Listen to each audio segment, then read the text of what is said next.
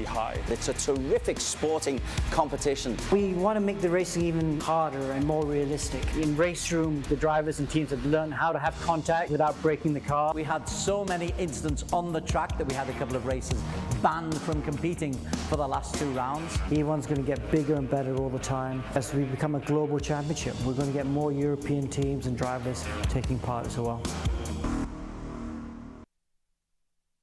We are in Aragon in Spain, round 3 of 7. This is a terrific start as Kalen Chin has a big problem.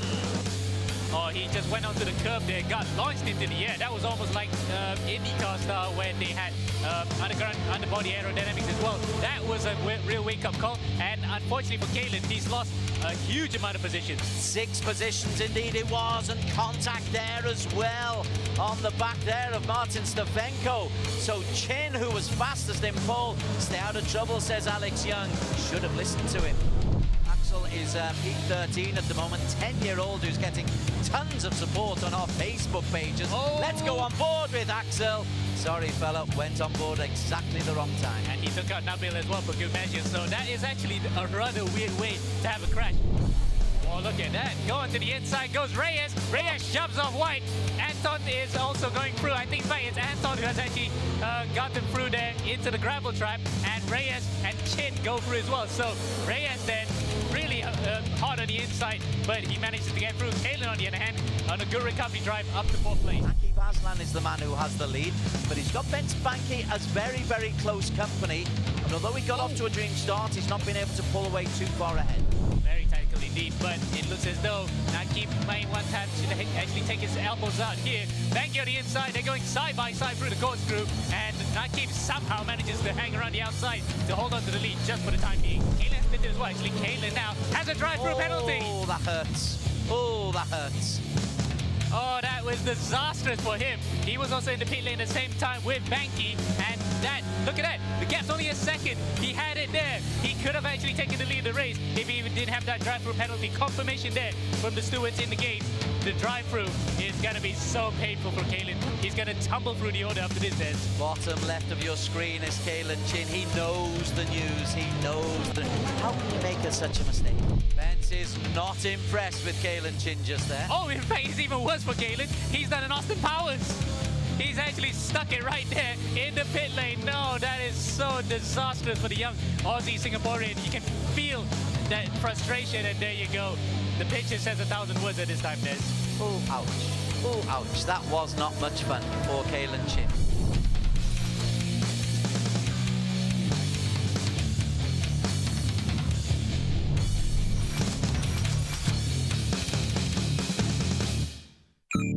Hello and welcome to the E1 Championship 2022. And we are off to a start. Jack Keatley gets the victory, punches the air in delight.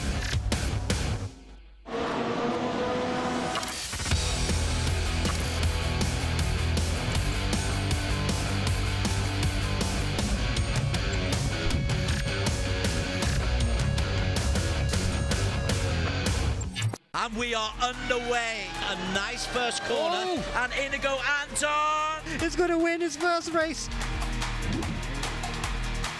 We're running championships all throughout Asia Pacific. We need a premier championship with proper production, proper entry fees and prize money. And that's what E1 Championship is. E1 Championship really levels the playing field. We've made a great start on e-racing. It allows people in the real-life teams and the sim racing teams to compete on even footing, and they can be competitive against each other. The level of racing was really, really high. It's a terrific sporting competition. We want to make the racing even harder and more realistic. In race room, the drivers and teams have learned how to have contact without breaking the car. We had so many incidents on the track that we had a couple of races banned from competing for the last 2 rounds. E1's going to get bigger and better all the time. As we become a global championship, we're going to get more European teams and drivers taking part as well. We are in Aragon in Spain, round 3 of 7. This is a terrific start as Kalen Chin has a big problem. Oh, he just went onto the curb there, got launched into the air. That was almost like IndyCar style when they had underground underbody aerodynamics as well. That was a real wake-up call, and unfortunately for Kalen, he's lost a huge amount of positions. 6 positions indeed it was, and contact there as well on the back there of Martin Stefanko. So Chin, who was fastest in pole, stay out of trouble, says Alex Young. Should have listened to him. Axel is P13 at the moment, 10-year-old who's getting tons of support on our Facebook pages. Oh. Let's go on board with Axel. Sorry, fella, went on board exactly the wrong time. And he took out Nabil as well for good measure. So that is actually a rather weird way to have a crash. Oh, look at that. Going to the inside goes Reyes. Reyes shoves off White. Anton is also going through. I think it's Anton who has actually gotten through there into the gravel trap. And Reyes and Chin go through as well. So Reyes then really hard on the inside, but he manages to get through. Kalen, on the other hand, on a good recovery drive up to 4th place. Akif Aslan is the man who has the lead, but he's got Ben Spanky as very, very close company. And although he got off to a dream start, he's not been able to pull away too far ahead. Very tactical indeed, but it looks as though Nakib playing one tap should actually take his elbows out here. Banky on the inside, they're going side by side through the corkscrew, and Nakib somehow manages to hang around the outside to hold on to the lead just for the time being. Kalen has been there as well. Actually, Kalen now has a drive-through penalty. Oh, that hurts. Oh, that hurts. Oh, that was disastrous for him. He was also in the pit lane at the same time with Banky, and that, look at that, the gap's only a second. He had it there. He could have actually taken the lead of the race if he even didn't have that drive-through penalty. Confirmation there from the stewards in the gate. The drive-through is going to be so painful for Kalen. He's going to tumble through the order after this, Des. Bottom left of your screen is Kalen Chin. He knows the news. He knows the... How can you make such a mistake? Bence is not impressed with Kalen Chin just there. Oh, in fact, it's even worse for Kalen. He's done an Austin Powers. He's actually stuck it right there in the pit lane. No, that is so disastrous for the young Aussie Singaporean. You can feel that frustration, and there you go. The picture says 1,000 words at this time, Des. Oh, ouch. Oh, ouch. That was not much fun for Kalen Chin.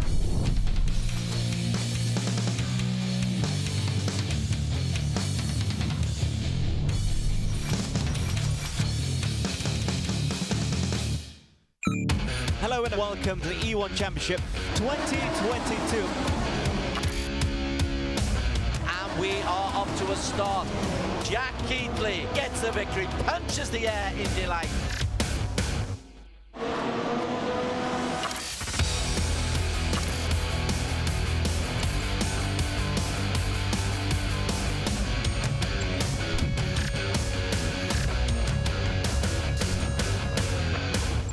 And we are underway. A nice first corner. Oh. And Inigo Anton. He's going to win his first race. We're running championships all throughout Asia Pacific. We need a premier championship with proper production, proper entry fees and prize money. And that's what E1 Championship is. E1 Championship really levels the playing field. We've made a great start on e-racing. It allows people in the real-life teams and the sim racing teams to compete on an even footing, and they can be competitive against each other. The level of racing was really, really high. It's a terrific sporting competition. We want to make the racing even harder and more realistic. In race room, the drivers and teams have learned how to have contact without breaking the car. We had so many incidents on the track that we had a couple of races banned from competing for the last 2 rounds. E1's going to get bigger and better all the time. As we become a global championship, we're going to get more European teams and drivers taking part as well. We are in Aragon in Spain, round 3 of 7. This is a terrific start as Kalen Chin has a big problem. Oh, he just went onto the curb there, got launched into the air. That was almost like IndyCar style when they had underground underbody aerodynamics as well. That was a real wake-up call, and unfortunately for Kalen, he's lost a huge amount of positions. 6 positions indeed it was, and contact there as well on the back there of Martin Stefanko. So Chin, who was fastest in pole, stay out of trouble, says Alex Young. Should have listened to him. Axel is P13 at the moment, 10-year-old who's getting tons of support on our Facebook pages. Oh. Let's go on board with Axel. Sorry, fella, went on board exactly the wrong time. And he took out Nabil as well for good measure. So that is actually a rather weird way to have a crash. Oh, look at that. Going to the inside goes Reyes. Reyes shoves off White. Anton is also going through. I think it's Anton who has actually got them through there into the gravel trap, and Reyes and Chin go through as well. So Reyes then really hard on the inside, but he manages to get through. Kalen, on the other hand, on a good recovery drive up to 4th place. Aki Baslan is the man who has the lead, but he's got Ben Spanky as very, very close company. And although he got off to a dream start, he's not been able to pull away too far ahead. Very tactical indeed, but it looks as though Nakib may want to actually take his elbows out here. Banky on the inside, they're going side by side through the corkscrew, and Nakib somehow manages to hang around the outside to hold on to the lead just for the time being. Kalen split as well. Actually, Kalen now has a drive-through penalty. Oh, that hurts. Oh, that hurts.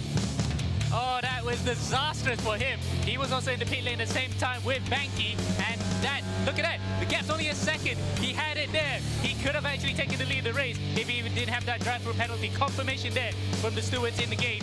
The drive-through is going to be so painful for Kalen. He's going to tumble through the order after this, Des. Bottom left of your screen is Kalen Chin. He knows the news. He knows the... How can you make such a mistake?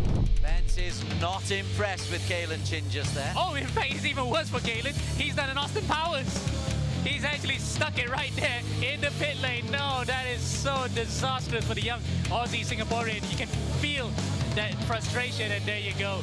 The picture says 1,000 words at this time, Des. Oh, ouch. Oh, ouch. That was not much fun for Kalen Chin.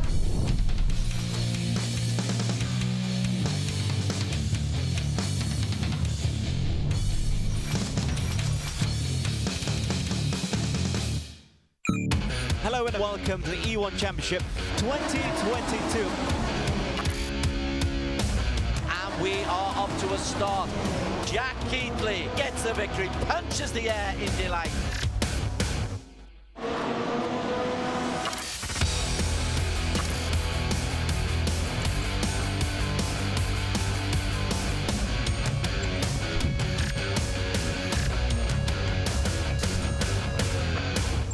And we are underway. A nice first corner. And Inigo Anton He's going to win his first race. We're running championships all throughout Asia Pacific. We need a premier championship with proper production, proper entry fees and prize money. And that's what E1 Championship is. E1 Championship really levels the playing field. We've made a great start on e-racing. It allows people in the real-life teams and the sim racing teams to compete on even footing, and they can be competitive against each other. The level of racing was really, really high. It's a terrific sporting competition. We want to make the racing even harder and more realistic. In race room, the drivers and teams have learned how to have contact without breaking the car. We had so many incidents on the track that we had a couple of races banned from competing for the last 2 rounds. E1's going to get bigger and better all the time. As we become a global championship, we're going to get more European teams and drivers taking part as well. We are in Aragon in Spain, round 3 of 7. This is a terrific start as Kalen Chin has a big problem. Oh, he just went onto the curb there, got launched into the air. That was almost like IndyCar style when they had underground underbody aerodynamics as well. That was a real wake-up call, and unfortunately for Kalen, he's lost a huge amount of positions. 6 positions indeed it was, and contact there as well on the back there of Martin Stefanko. So Chin, who was fastest in pole, stay out of trouble, says Alex Young. Should have listened to him. Axel is P13 at the moment, 10-year-old who's getting tons of support on our Facebook pages. Oh. Let's go on board with Axel. Sorry, fella, went on board exactly the wrong time. And he took out Nabil as well for good measure. So that is actually a rather weird way to have a crash. Oh, look at that. Going to the inside goes Reyes. Reyes shoves off White. Anton is also going through. I think it's Anton who has actually gotten through there into the gravel trap. And Reyes and Chin go through as well. So Reyes then really hard on the inside, but he manages to get through. Kalen, on the other hand, on a good recovery drive up to 4th place. Aki Baslan is the man who has the lead, but he's got Ben Spanky as very, very close company. And although he got off to a dream start, he's not been able to pull away too far ahead. Very tactical indeed, but it looks as though Nakib may want to actually take his elbows out here. Banky on the inside, they're going side by side through the corkscrew, and Nakib somehow manages to hang around the outside to hold on to the lead just for the time being. Kalen split as well. Actually, Kalen now has a drive-through penalty. Oh, that hurts. Oh, that hurts. Oh, that was disastrous for him. He was also in the pit lane at the same time with Banky, and that, look at that, the gap's only a second. He had it there. He could have actually taken the lead in the race if he even didn't have that drive-through penalty. Confirmation there from the stewards in the gate. The drive-through is going to be so painful for Kalen. He's going to tumble through the order after this, Des. Bottom left of your screen is Kalen Chin. He knows the news. He knows the... How can you make such a mistake? Bence is not impressed with Kalen Chin just there. Oh, in fact, it's even worse for Kalen. He's done an Austin Powers. He's actually stuck it right there in the pit lane. No, that is so disastrous for the young Aussie Singaporean. You can feel that frustration, and there you go. The picture says 1,000 words at this time, Des. Oh, ouch. Oh, ouch. That was not much fun for Kalen Chin.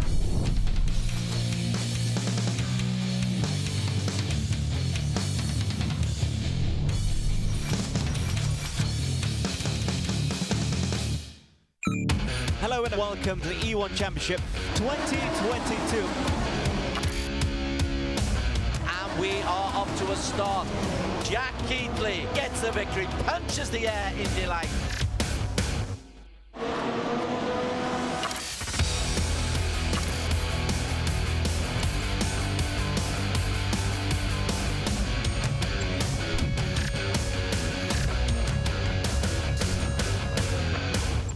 And we are underway. A nice first corner. And Inigo Anton He's going to win his first race. We're running championships all throughout Asia Pacific. We need a premier championship with proper production, proper entry fees and prize money. And that's what E1 Championship is.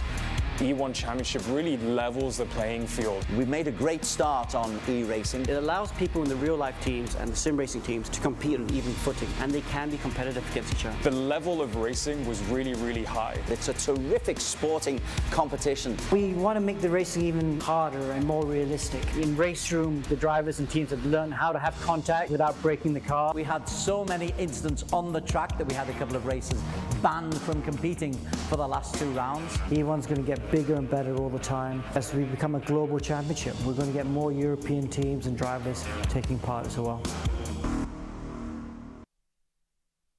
We are in Aragon in Spain, round 3 of 7. This is a terrific start as Kalen Chin has a big problem. Oh, he just went onto the curb there, got launched into the air. That was almost like IndyCar style when they had underground underbody aerodynamics as well. That was a real wake-up call, and unfortunately for Kalen, he's lost a huge amount of positions. 6 positions indeed it was, and contact there as well on the back there of Martin Stefanko. So Chin, who was fastest in pole, stay out of trouble, says Alex Young. Should have listened to him. Axel is P13 at the moment, 10-year-old who's getting tons of support on our Facebook pages. Let's go on board with Axel. Sorry, fella, went on board exactly the wrong time. And he took out Nabil as well for good measure. So that is actually a rather weird way to have a crash. Oh, look at that. Going to the inside goes Reyes. Reyes jumps off White. Anton is also going through. I think in fact it's Anton who has actually gotten through there into the gravel trap. And Reyes and Chin go through as well. So Reyes then really hard on the inside, but he manages to get through. Kalen, on the other hand, on a good recovery drive up to 4th place. Aki Baslan is the man who has the lead, but he's got Ben Spanky as very, very close company. And although he got off to a dream start, he's not been able to pull away too far ahead. Very tactical indeed, but it looks as though Naqib playing one tap should actually take his elbows out here. Banky on the inside, they're going side by side through the corkscrew, and Naqib somehow manages to hang around the outside to hold on to the lead just for the time being. Kalen has been as well. Actually, Kalen now has a drive-through penalty. Oh, that hurts. Oh, that hurts. Oh, that was disastrous for him. He was also in the pit lane at the same time with Banky, and that, look at that, the gap's only a second. He had it there. He could have actually taken the lead of the race if he even didn't have that drive-through penalty. Confirmation there from the stewards in the gate.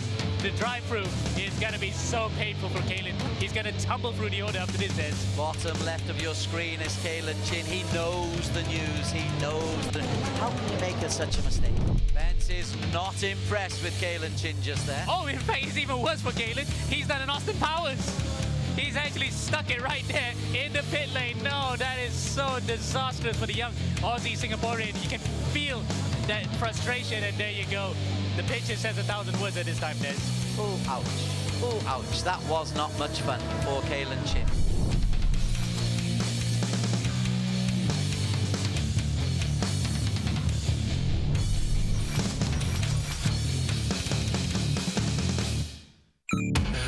welcome to the E1 Championship 2022.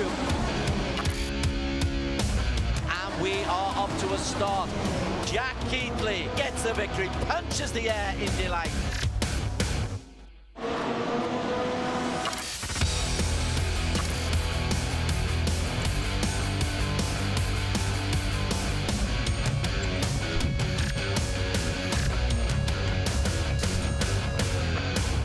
And we are underway. A nice first corner. And Inigo Anton Is going to win his first race. We're running championships all throughout Asia Pacific. We need a premier championship with proper production, proper entry fees and prize money. And that's what E1 Championship is. E1 Championship really levels the playing field. We've made a great start on e-racing. It allows people in the real life teams and the sim racing teams to compete on even footing, and they can be competitive against each other. The level of racing was really, really high. It's a terrific sporting competition. We want to make the racing even harder and more realistic. In race room, the drivers and teams have learned how to have contact without breaking the car. We had so many incidents on the track that we had a couple of races banned from competing for the last 2 rounds. E1's going to get bigger and better all the time. As we become a global championship, we're going to get more European teams and drivers taking part as well. We are in Aragon in Spain, round 3 of 7. This is a terrific start as Kalen Chin has a big problem. Oh, he just went onto the curb there, got launched into the air. That was almost like IndyCar style when they had underground underbody aerodynamics as well. That was a real wake-up call, and unfortunately for Kalen, he's lost a huge amount of positions. 6 positions indeed it was, and contact there as well on the back there of Martin Stefenko. So Chin, who was fastest in pole, stay out of trouble, says Alex Young. Should have listened to him. Axel is P13 at the moment, 10-year-old who's getting tons of support on our Facebook pages. Let's go on board with Axel. Sorry, fella, went on board exactly the wrong time. And he took out Nabil as well for good measure. So that is actually a rather weird way to have a crash. Oh, look at that. Going to the inside goes Reyes. Reyes shoves off White.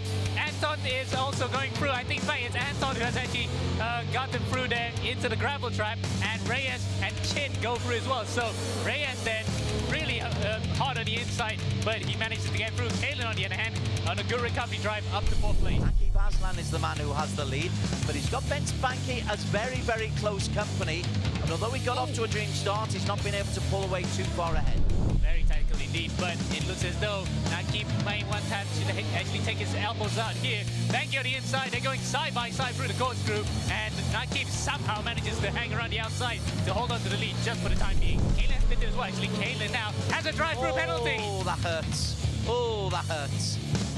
Oh, that was disastrous for him. He was also in the pit lane at the same time with Banky, and that, look at that, the gap's only a second. He had it there. He could have actually taken the lead of the race if he even didn't have that drive-through penalty. Confirmation there from the stewards in the gate.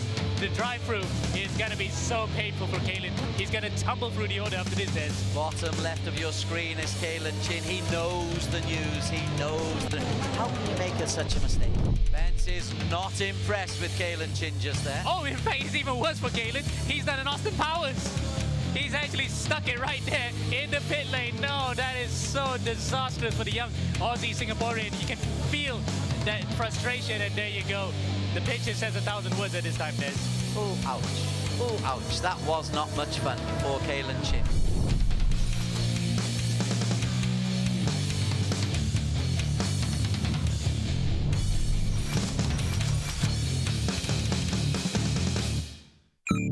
Hello and welcome to the E1 Championship 2022. And we are up to a start. Jack Keatley gets the victory, punches the air in delight.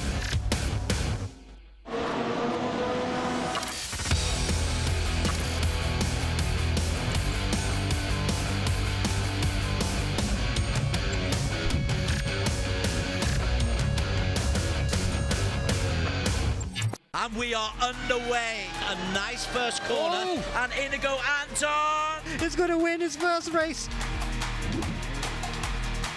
We're running championships all throughout Asia Pacific. We need a premier championship with proper production, proper entry fees and prize money. And that's what E1 Championship is. E1 Championship really levels the playing field. We've made a great start on e-racing. It allows people in the real-life teams and the sim racing teams to compete on even footing, and they can be competitive against each other. The level of racing was really, really high. It's a terrific sporting competition. We want to make the racing even harder and more realistic. In Race Room, the drivers and teams have learned how to have contact without breaking the car. We had so many incidents on the track that we had a couple of races banned from competing for the last 2 rounds. E1's going to get bigger and better all the time. As we become a global championship, we're going to get more European teams and drivers taking part as well. We are in Aragon in Spain, round 3 of 7. This is a terrific start as Kalen Chin has a big problem. Oh, he just went onto the curb there, got launched into the air. That was almost like IndyCar style when they had underground underbody aerodynamics as well. That was a real wake-up call, and unfortunately for Kalen, he's lost a huge amount of positions. 6 positions indeed it was, and contact there as well on the back there of Martin Stavenko. So Chin, who was fastest in pole, stay out of trouble, says Alex Young. Should have listened to him. Axel is P13 at the moment, 10-year-old who's getting tons of support on our Facebook pages. Oh. Let's go on board with Axel. Sorry, fella, went on board exactly the wrong time. And he took out Nabil as well for good measure. So that is actually a rather weird way to have a crash. Oh, look at that. Going to the inside goes Reyes. Reyes shoves off White.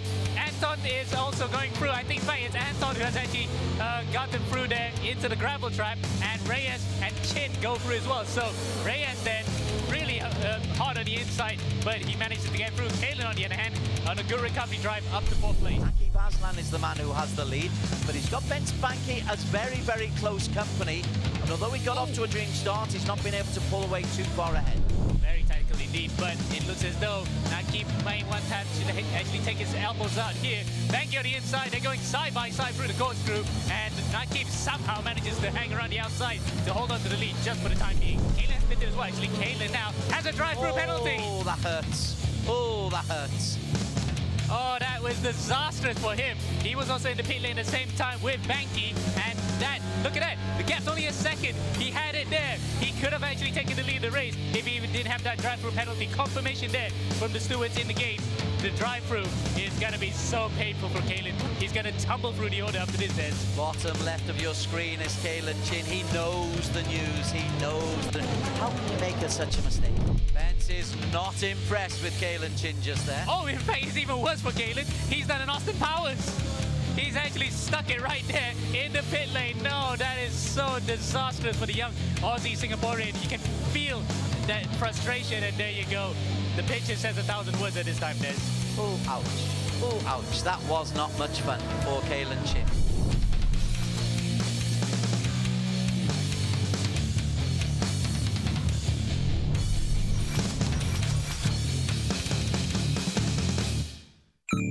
Hello and welcome to the E1 Championship 2022.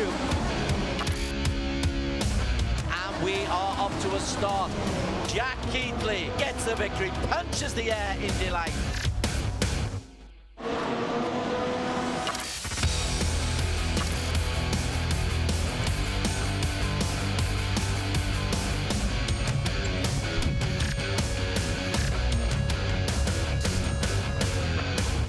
And we are underway. A nice first corner. Oh. And Inigo Anton. He's going to win his first race. We're running championships all throughout Asia Pacific. We need a premier championship with proper production, proper entry fees and prize money. And that's what E1 Championship is.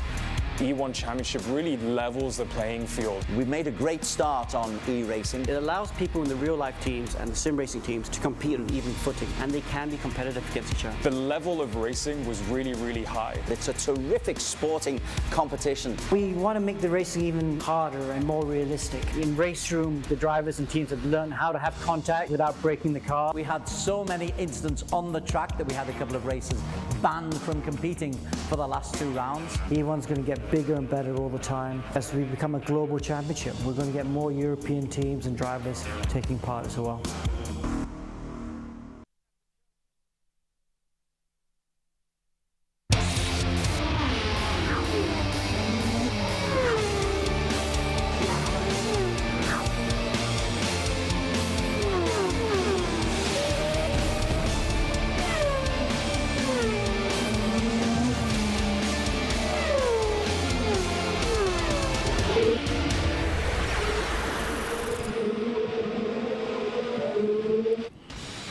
welcome back once again after a 2-week break. This is the E1 Championship 2022. It is round 5. We cannot wait to get underway. My name is Adam Carruthers. I'm alongside the race director himself, Alex Young. Now, this is organized by Axel Sports, EGG, and Astro. We're supported by MAM. That's the Motorsports Association of Malaysia and Racestrom. We're live on Arena plus Suka. We're also broadcasting on YouTube and Facebook. All you have to do is look up E1 Championship, exactly as it says on the screen right now. We're also broadcasting in Singapore via Mio Sports 2, in Vietnam on VTV Cab, Thailand on True Gaming Up, and finally in Indonesia via TVRI Sports. So hello to viewers from literally across the entire region, and it's not just us who's going to be on the screen. The voices of the race themselves, Des and Amo, are standing by as well, really not too far away from qualifying. Now, as I mentioned, it has been a 2-week break. We are still in England for this week, as it was 2 weeks ago, and if you missed out on what went down at Donington Park, here are the highlights. We are at Donington Park in Leicestershire. Here comes Keithley on the inside. He has actually touched Ibrahim, and that is the most controversial moment of this season. Look, his front wing is gone, Des. Wow, Mohammed Ibrahim, we are on board with him. He got himself up into P3, but was then pushed wide, and you can see him bottom right. He's pretty distraught at what's gone on there. That's effectively race 1 for him. Out of the window, Jack Keithley is the man now in P3. And look at that, punching through the center. That's Dafa the answer. He would like to rate his chances here. They're going side by side through McLean's. That is normally what you see in MotoGP or Superbike racing. But Stefanko manages to just outfox Van Milton P9. Perwin is in 7. In fact, Perwin may well just have lost out. Oh no, he ran out of fuel. He actually ran out of fuel on the line. Would you believe it? A good point-scoring finish position for Josh. Just went completely backing. He ran out of fuel. Look, the car's actually crawling to a halt. Can he cross the start-finish line? No, he can't. Race number 2 will be underway. Donington Park, the venue. Stefanko, smooth start, but Masvilton is there behind them. 1, 2, 3, 4 cars in all kinds of problems. Second Masvilton really is having the race of his life right now. He is. He's holding on for grim death, is Jin Masvilton. He's in P2. Says 3, ignore it. It's P2 as Keithley really accelerates away. Masvilton responds superbly. They are wheel to wheel. They are side by side. Keithley just drives through. That's a wonderfully aggressive overtaking maneuver from Jack Keithley. He doesn't want to use too much of it before the stop. He tries to get up to the back of Tasby. Around the outside compass, that is actually a brave move. Whether he can make it stick without DRS is another matter altogether. Who's got the better momentum? And amazingly, Banky without DRS manages to get up to 5th. Now he can set his sights on trying to chase up to the back of Jack Keithley, about 2.2 seconds ahead. Oh, Keithley's off! Keithley has actually gone off! Well, there is Jack Keithley. Racing going down. He's down into P7 now. That was a big mistake. He is basically doing what Charlie Whiting used to do, as Anton around the outside, and he's been shoved out by his fellow Filipinos. So Russell there, I'm not sure where either way it happened, because we need to have an onboard camera on that. But I think Russell may have actually shoved out Inigo into the kitty litter. So a great weekend it was for Ben Spanky, the Mumbai Falcons man, taking near maximum points, wins in both race 1 and 2, and maximum points in qualifying. Good weeks also for Kalen Chin from Black Arts Racing at P2 in race number 1. Team Flash, they come onto the scoreboard as well, and we'll be featuring them later in the show. How that affects the Drivers' Championship is as follows, as Ben Spanky, coming to the run, was tied with Martin Stefanko, is now well ahead of him by about 29 points, with Jack Keithley falling in the wayside a bit in 3rd, Ibrahim 4th, Kalen Chin in 5th, with 1 point separating him between himself and Tasby for P5. Yeah, and that Ben Spanky, Mohammed Ibrahim combination means that Mumbai Falcons are top of the overall standings. They are 23 points clear of Williams Esports. Good performances from Sem9, Team Flash and Black Arts Racing, who are all in the battle for P3. It's a good team championship. Thanks to Des and Emma. We have to mention Ben Spanky. He's leading the pack. I was looking at all the previous rounds. Third, fourth, second, and first. Yeah. And Team Flash as well. Yeah, I mean, but Bianchi's super consistent through the season. That's why he was up there in the championship. But just 2 wins out of 10. First time it's happened this season. Really well done. Well, he's just blown the championship race wide open, right, hasn't he? Yeah, I was going to say Team Flash is playing catch-up as well. A few teams, Williams stuttering in parts, coming good as well. But for Mumbai Falcons, I know it's down to some dreadful luck for Mohamed Ibrahim, but it feels like Benz is carrying the team. They're top. Look where he's been finishing week in, week out. I mean, Ibrahim has been unlucky, though. Donington, that first lap, he lost his nose right away at the start. So he has had quite his fair share of unluckiness, shall we say. But he's been just as quick as his teammate. You know, that pole position he had, he just hasn't been able to translate it into consistent results at the moment. And you're right, Bianchi's been taking the lion's share of the points for Mumbai Falcons so far. Okay, you know what? Well, let's go through all of the drivers for today, because I also believe there's a new addition, Des and Emma.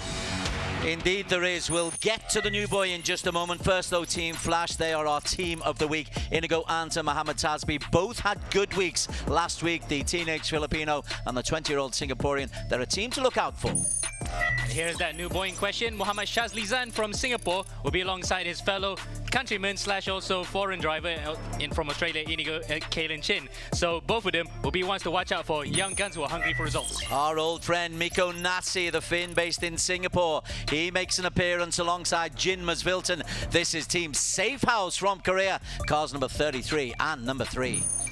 Sam 9 being the only team amongst 2 that have maintained their driver lineups this season the same since round 1. Nakib Aslan and Nabil Aslan, both brothers who are looking to actually get some better points here after a mixed result last time out in Donington Park. It's been a tough old season for Apex E-Racing. They are bottom of the team standings. Lance Lau and Ben Seek between them have contributed only 13 points, both looking for an improvement and a place on the podium today.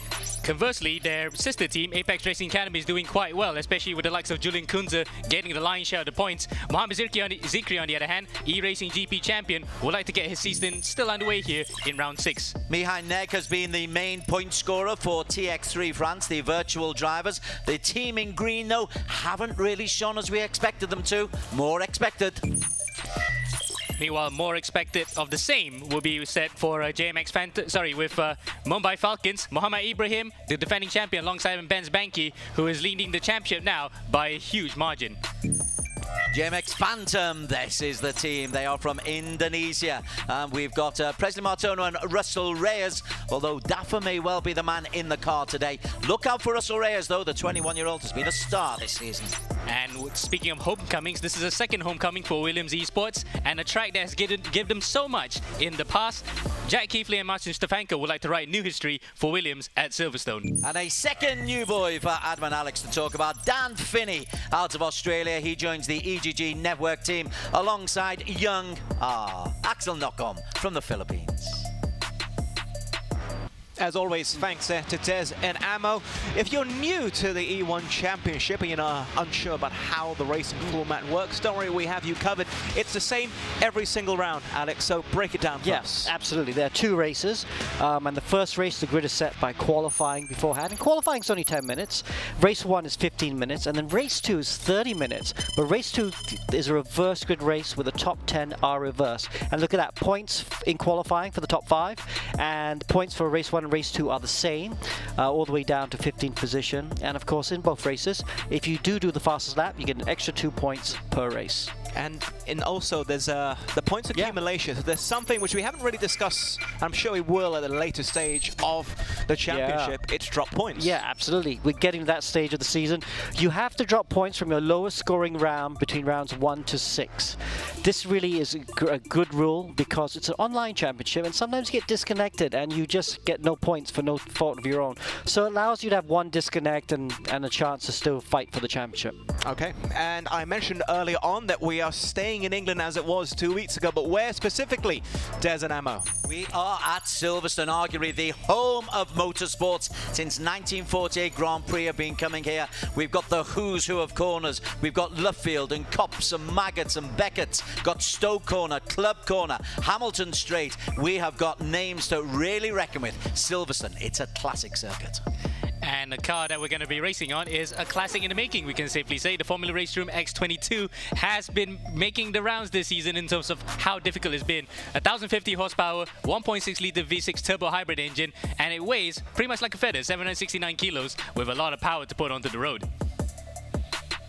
Many thanks there once again.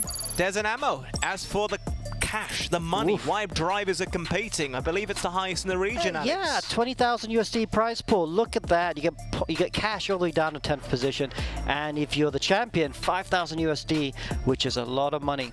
And other than the driver championship, we got the teams championship as well. Top 5 in teams championship, which gets shared obviously between the drivers.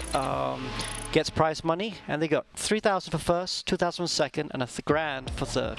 Now, I'm aware that we have viewers from across the regions, but I'm sure wherever you are, you can convert it in your own minds and realize that is a lot of money to be won when we come up with round 7. Now, we talked about Mumbai Falcons, but there's been another team that have suddenly come good in the latter stages so far. We'll discuss that in a moment, but here's a little video package for Team Flash.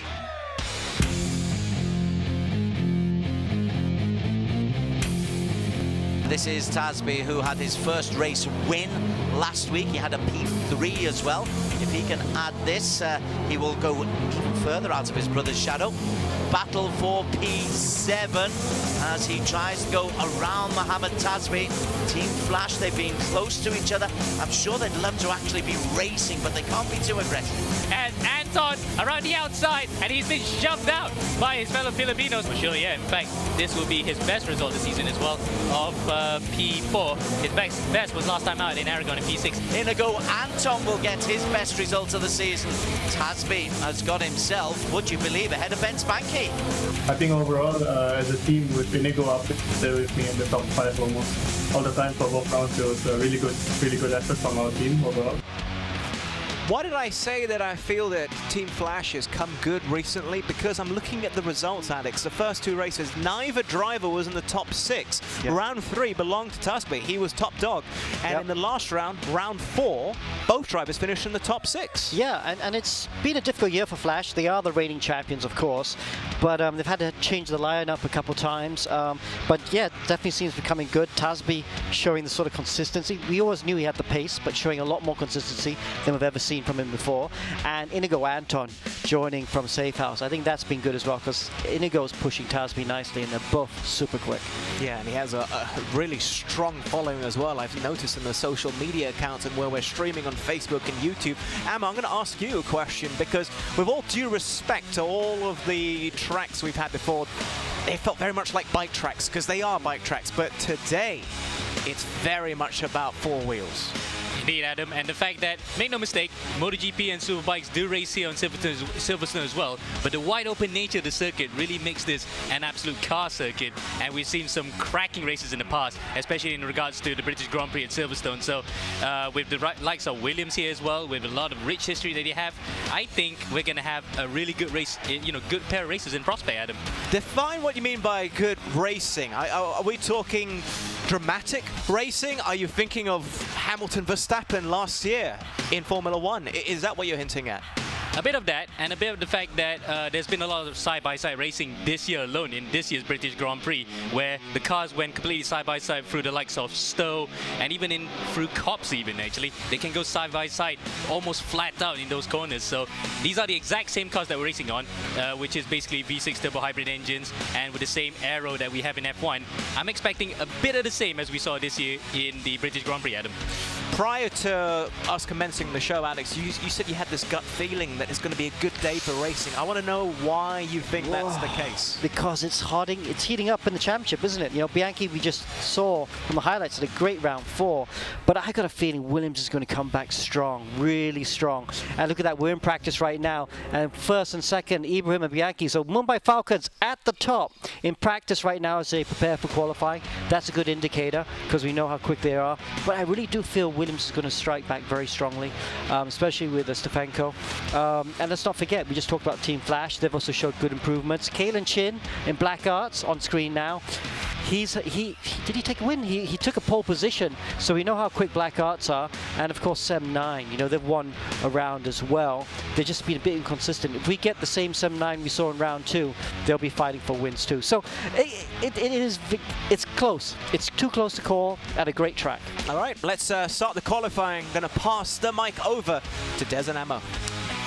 Thanks very much. Yes, Ammo, Silverstone. I mean, for me, I'm from the UK, and Silverstone is the doyen of circuits since the 1940s. Well, since I was a kid, Silverstone has been the place. And even though I wasn't into motorsports when I was a kid, those corners, they still resonate with me, particularly the quick ones that you just mentioned, Copse and Beckett's. I've always loved that Beckett's little... Absolutely. And of course, Stowe, we're going to expect a lot of action there as well as qualifying gets underway now, Des. Okay, qualifying is underway. It's a 10-minute qualification. The drivers have got the opportunity to set a fastest lap. The top 5 racers will get themselves into points positions as well. So there's 5 points available for P1, 4 for P2, etc. As Adam and Alex told us in the build-up to this. These early laps, the 10-minute extended time, it gives the drivers a chance just to get out there, get the wheels nice and ready, get the tyres nice and warm, and then after the out lap, they'll go for a flying lap. Indeed, and the fact that they do not want to also use up a lot of the battery at the start of the out lap, so they want to really conserve that battery power. They want to conserve the tire life to not really push it on the out lap, so they can get ready to just go in and just gun it for at least one lap. Okay, let's just talk about some of the new racers. Dan Finney is a new racer as far as we're concerned. He's racing for the EGG team today, so a debut for him. What do we know about him? What do we expect from him? One thing to know about, he's actually racing in his actual livery that Race Room made for him. So he is a community member and he is quite well known among the Race Room circles. So it's quite nice to see that he is racing something that's meta to him. So quite nice there. Shout out to DDF Racer on that one and his subscribers. Quite nice to see a variety of colors on the ground. He also has the Aussie flag on the side. So Aussie. Excellent stuff as well. Nurshaz Leeson is a racer who you've raced against on many occasions. You know him pretty well. He's coming in for a first appearance of the season for the Black Arts Racing team based in Hong Kong. Yeah, I raced against Shaz. Really respectful driver. He gives you a lot of space, but he will try to, you know, eke out a bit of that pace around the outside to really take your position. So I'm betting on him to at least be around the top 10 area. If he could spring a surprise, I'd be really happy for him. Okay, right. We're getting into the stage now where maybe 1 or 2 of the laps might start to be being set. Naqib Aslan for the Sem 19. Now, Naqib's not the greatest qualifier, is he? Sometimes he's red hot, sometimes he's freezing cold. What are we expecting of Naqib today? Well, I won't expect him to go off the boil, that's for sure. I really... He can't afford to, can he? He can't at this moment in time because points are of the essence here. He really wants to get up into that top 5 every single qualifying session to salvage at least something out of this season if he wants to be in that title charge. And pole position wise, he hasn't had one since season 1, so it's been a couple of seasons now. The last time he had was in all the way back in season 1, and it was at the Hungarian, if I'm mistaken, so that was the last time he had pole position. So really then it's a long time coming for him, so he would love to come back to get on pole here at Silverstone. He is fastest through sector 1 at the moment, and he's using the full width of the Silverstone circuit. Naqib Aslan, I mean, it is very, very early on, but now we're on board with Mohammed Ibrahim. Mohammed Ibrahim's the new fastest through Sector 1 and through Sector 2. And Mohammed Ibrahim is going to break the line in a time of 1:28.816. So Ibrahim, after a tough weekend for Mumbai Falcons last week, he is the pole sitter. Let's see what Naqib goes quicker. So we're on board with Naqib Aslan, a 1:28.971, 4 thousandths quicker than Mohammed Ibrahim. Ben Spanky is the man in P3 at the moment. Who else is really worth having a look at? Russell Reyes has gone quickly. Russell Reyes is in P4. Ben Spanky, the championship leader for Mumbai Falcons, in P3. But Naqib, the man on pole. Yeah, but by just only 4,000. So Ibrahim, if we get to interview him, he might just say that he might have lost a bit of time here and there. But 4,000ths of a second is just a blink. Is even faster than a blink of an eye. That's how close it is. But I think Naqib might have been listening to our commentary because he hasn't had pole in 2 seasons season, so what a time to do so here, since Aragon, in fact, in season 1. We're still on board with Ben Spanky. I just need to tell you that Jack Keithley, the Williams driver, is suspended from this qualification because he's accumulated too many penalty points in the season so far, so he cannot qualify and will be right at the very back of the grid for race number 1. But this is his teammate, Martin Stefanko. It's such a real shame, isn't it, for Keithley, because 2 home races in a row and he hasn't had the best of luck in terms of, you know, home jitters, but I think he might just try to sieve his way through the pack like Nigel Mansell in 1987. Don't be a bad lad, though. That's the message for the boy from Ipswich, the tractor boy. Won't be driving his tractor in the first race. But Martin Stefanko, who was the championship leader going into the last round of races. Now, Stefanko was looking very strong, but Banky has stolen his thunder in the last 2 races. Last 3 races, actually. Banky's won all 3. Yeah, in fact, 3 races in a row that we've had that. I think that's the first time since, well, a couple seasons actually, we've had back-to-back-to-back winners. So really then, Banky setting a precedent here in the races, but qualifying likewise, conversely, has not been a strong point. In fact, only in Donington he had his first pole position, so he might just want to play it safe here, Des. Stefanko is only P7 at the moment, but he's on a flying lap at the moment. Do you want to talk us around the rest of this circuit as we're just coming towards the end of Sector 2? Yeah, we just went through the first section, which was opened in 2010 through the Abbey Farm Village, the loop section, onto Aintree, then the Wellington Straight, where it's one of the few opportunities where you can get DRS on here, so we might expect overtaking coming into Brooklands. Then through Lovefield, site of many accidents in the past when it used to be a double right-hander. Now it's a long, continuous right-hander that heads up to Woodcote, and now Cops, point of contention last year with Max Verstappen and Lewis Hamilton, and I'm personally hoping there won't be accidents, but I think it will be conversely for you. You might want to expect a few Maxes there. There's through Maggins and Beckett's, it's almost flat in that first section, but then you're going to have to lift off because the car kind of bottoms out through that second part of the assist before you come to Beckett's and then onto Chapel. Then the hangar straight, this is where the RF bombers used to be located. There used to be a hangar, now that's what they call a hangar straight. Coming out to Stowe, expect side-by-side action through here when the drivers are trying to be brave around the outside. Onto Vale, the final sector. We will also expect some overtaking maneuvers, but the drivers who like to hang around the outside to defend, that is a commonality, especially among Formula cars with this much grip. And across the line for Stefanko is an improvement, but only P5. P5 though for, and he's been dropped down because Russell Reyes is the new man on pole position. We didn't see that. We were busy watching Martin Stefanko, but Russell Reyes, JMX Phantom, has pulled a superb time out. And with only 3 minutes to go, well, he's certainly going to be in the top 5, but who's going to be good enough to catch him? Tell you what, who else has been quick? Mohammed Tasby put in a P4 effort, a 1:28.998. Yeah, but we had to jump through now back to Naki Baslan coming out of Vale onto the start-finish line through Club. Can he improve this time? No, he can't. He stays P3. He was on pole for a time being before Ibrahim and Reyes just jumped him. What it means, though, is that Ben Spanky is out of the points. Nakib looks a little bit despondent. Let's have a look at Ben Spanky. He's out of the points at the moment. A best time of 1:29.4, which is 4/10 down on a place. Ooh. And I tell you, Dafa Ardiansa, the other JMX Phantom racer, he's in the top 5 as well. So JMX looks to have got their setup absolutely spot on. Here is Daffy Ardiansa, P5. P3, in fact. P3. He's jumped out to P3. So more and more drivers are being shuffled out of that top 5. It's constantly changing. So we're having a really competitive top 7 right now, Des. But Russell Reyes is in the pits at the moment in P1. They look to have got it absolutely right. Mohammed Tasby for Team Flash. Well, he's 1/10 down at the end of the first sector. Unlikely to be able to improve his time. Who else can we really look at as being a potential contender? Yep, I think we might have to stay on Tasby here. Let's see how he is through the second sector. If he went off the boils, if he goes off the boil in sector 2, we might just have to jump to another driver who's on a flyer. So he's coming up now to the sector 2 timing beam. Breaks that about here. Still a 10th. This is actually looking good, Des. It's looking good for him. P5 at the moment. What's he got to make up? He's a 1:28.9, so he's only 2/10 down. So he could improve his own fastest time. At the moment, he's in P5. What does he need? He needs to just improve by 200ths of a second to get up to P4.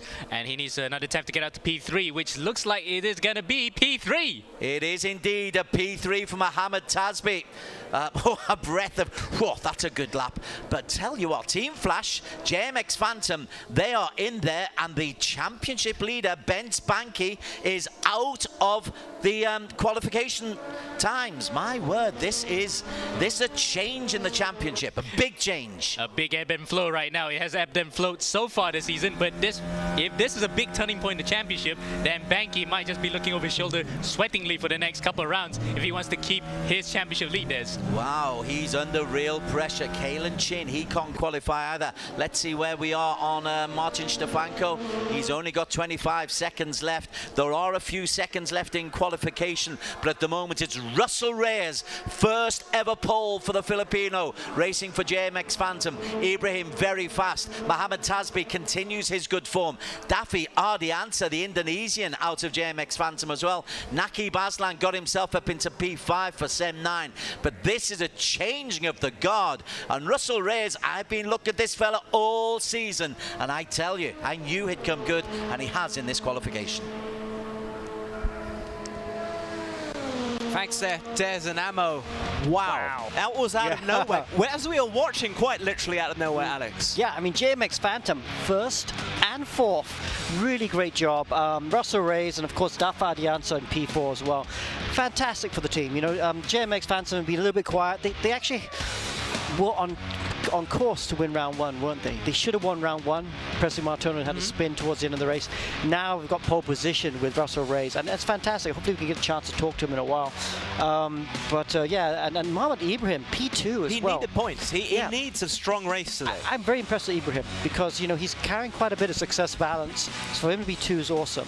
But let's go to Russell Reyes right now. Russell, great job. Pole position. You must be happy with that.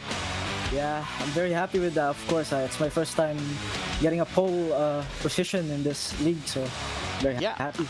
I mean, it must have been was it a perfect lap? Could you have gone any faster? I mean, you are on pole position with a very, very good field of drivers. I think I got lucky because Martin Stefanko was ahead of me, so I had a little bit of tow. But other than that, it was a good lap. Yeah. Well, you make your own luck, so congratulations on that. Eddie, what's the plan for the race one? Just try to stay ahead of these fast drivers and make it to the end. Yeah. Keep your cards close to your chest, sir. Congratulations. Good luck for the race later, okay? Thanks, bye-bye. We always ask what's the strategy, but they never ever give anything away, do they? Yeah, no, they don't. But fantastic, Russell Reyes. Really pleased for him. He's a real life driver as well. To get his pole position is fantastic. And of course, we have to talk to Mohammed Ibrahim. You know, Ibrahim had a great lap just now. I mean, if anything, he was the most impressive for me in this qualifying. Why? Because he's carrying a bit more success ballast. You know, Russell Reyes and Mohammed Tasbi don't have quite as much success ballast as Ibrahim. It's not a lot, but it's enough to make a couple of tenths around Silverstone. So let's talk to Ibrahim now. Ibrahim, I mean, you must be happy with P2, although you were so close to taking your second pole of the season. Oh, can you hear us? He's off practicing already. Oh, he's practicing already. Can you hear us? Ibrahim, sorry to interrupt your practice. Great qualifying for you. Can you hear us? Yes, I can hear. So could you have gone a bit faster? I'm sure you're going to tell us you could have got the pole. I could have gone a lot faster. I've never had a clean quali session this entire E1 championship, so. Okay. Well, good. Well, I'm just going to jump in and ask you a quick question, because how important is today's race for you? Ben Spanky, he is leading the championship overall. It just feels you've had a lot of rotten luck in all the previous rounds so far. Yes, I've had a lot of unfortunate bits in the season, but hopefully I'll come back stronger. You know, this team is quite new to me. This is just my second time driving race room, so I'm pretty happy with how I'm doing because the other guys have loads more experience than me on this platform. Okay, thank you very much, and good luck at the race later, okay? Thank you, guys. Already straight into it, already practicing. We interrupted his practice. Well, you can see he's got an eye on the prize. He hasn't had a win this season yet, you know what I mean? And his teammate just had 2 in the previous round, so he's out to win today. All right, well, step 1 of today's race is done, the qualifying, which means the race is going to be coming up next. We're going to go for a really quick break. When we return, the grid is already set. Are you ready? Because we certainly are here in the studio. See you shortly.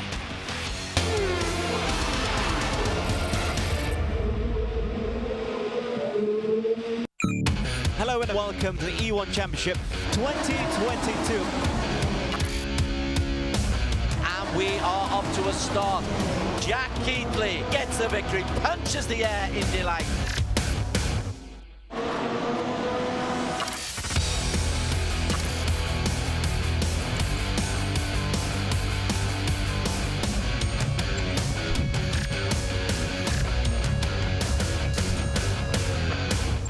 Support on our Facebook pages. Let's go on board with Axel. Sorry, fella, went on board exactly the wrong time. And he took out Nabil as well for good measure. So that is actually a rather weird way to have a crash.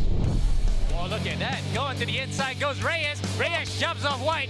Anton is also going through. I think it's Anton who has actually gotten through there into the gravel trap. And Reyes and Chin go through as well. So Reyes then really hard on the inside, but he manages to get through. Kalen, on the other hand, on a good recovery drive up to 4th place. Aki Vaslan is the man who has the lead, but he's got Ben Spanky as very, very close company. And although he got off to a dream start, he's not been able to pull away too far ahead. Very tactical indeed, but it looks as though Nakib may want to actually take his elbows out here. Spanky on the inside, they're going side by side through the corkscrew, and Nakib somehow manages to hang around the outside to hold on to the lead just for the time being. Kalen split as well. Actually, Kalen now has a drive-through penalty. Oh, that hurts. Oh, that hurts. Oh, that was disastrous for him. He was also in the pit lane at the same time with Banky, and that, look at that, the gap's only a second. He had it there. He could have actually taken the lead in the race if he even didn't have that drive-through penalty. Confirmation there from the stewards in the gate. The drive-through is going to be so painful for Kalen. He's going to tumble through the order after this, Des. Bottom left of your screen is Kalen Chin. He knows the news. He knows the... How can you make such a mistake? Bence is not impressed with Kalen Chin just there. Oh, in fact, it's even worse for Kalen. He's done an Austin Powers. He's actually stuck it right there in the pit lane. No, that is so disastrous for the young Aussie Singaporean. You can feel that frustration, and there you go. The picture says 1,000 words at this time, Des. Oh, ouch. Oh, ouch. That was not much fun for Kalen Chin.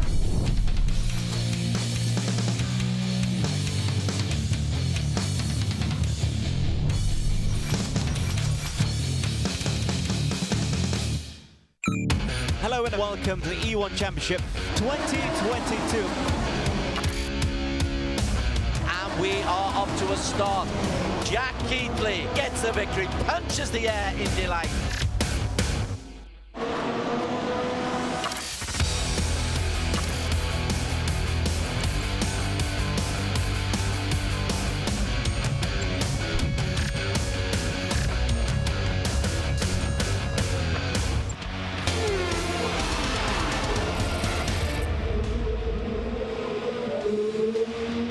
Welcome back to E1 Championship 2022. This is round 5. My name's Adam Carruthers alongside the race director Alex Young. It's organised by Axel Sports, EGG and Astro. Supported by MAM, that's the Motorsports Association of Malaysia and Race Room. We're live on Arena plus Asuka. We're also broadcasting on YouTube and Facebook. Just simply look up E1 Championship. We're also broadcasting in Singapore via Mio Sports 2, in Vietnam on VTV Cab, Thailand on True Gaming Up, and in Indonesia via TVRI Sport. If you've just tuned in, we're minutes away from the race, but you might have missed out on qualifying. So here's a recap with Des and Amma. And new kids on the block at the top of the qualification. Russell Reyes, the Filipino, for JMX Phantom, picking up P1. Dafa Ardiansa, his teammate in P4. Mohammed Tasbi carrying on his good work. Amo, new kids coming to the fore, and the big boys in danger of missing out. Yeah, absolutely, Des. It's quite nice to see. It's a bit refreshing to see that guys like Reyes have actually upset the apple cart somewhat.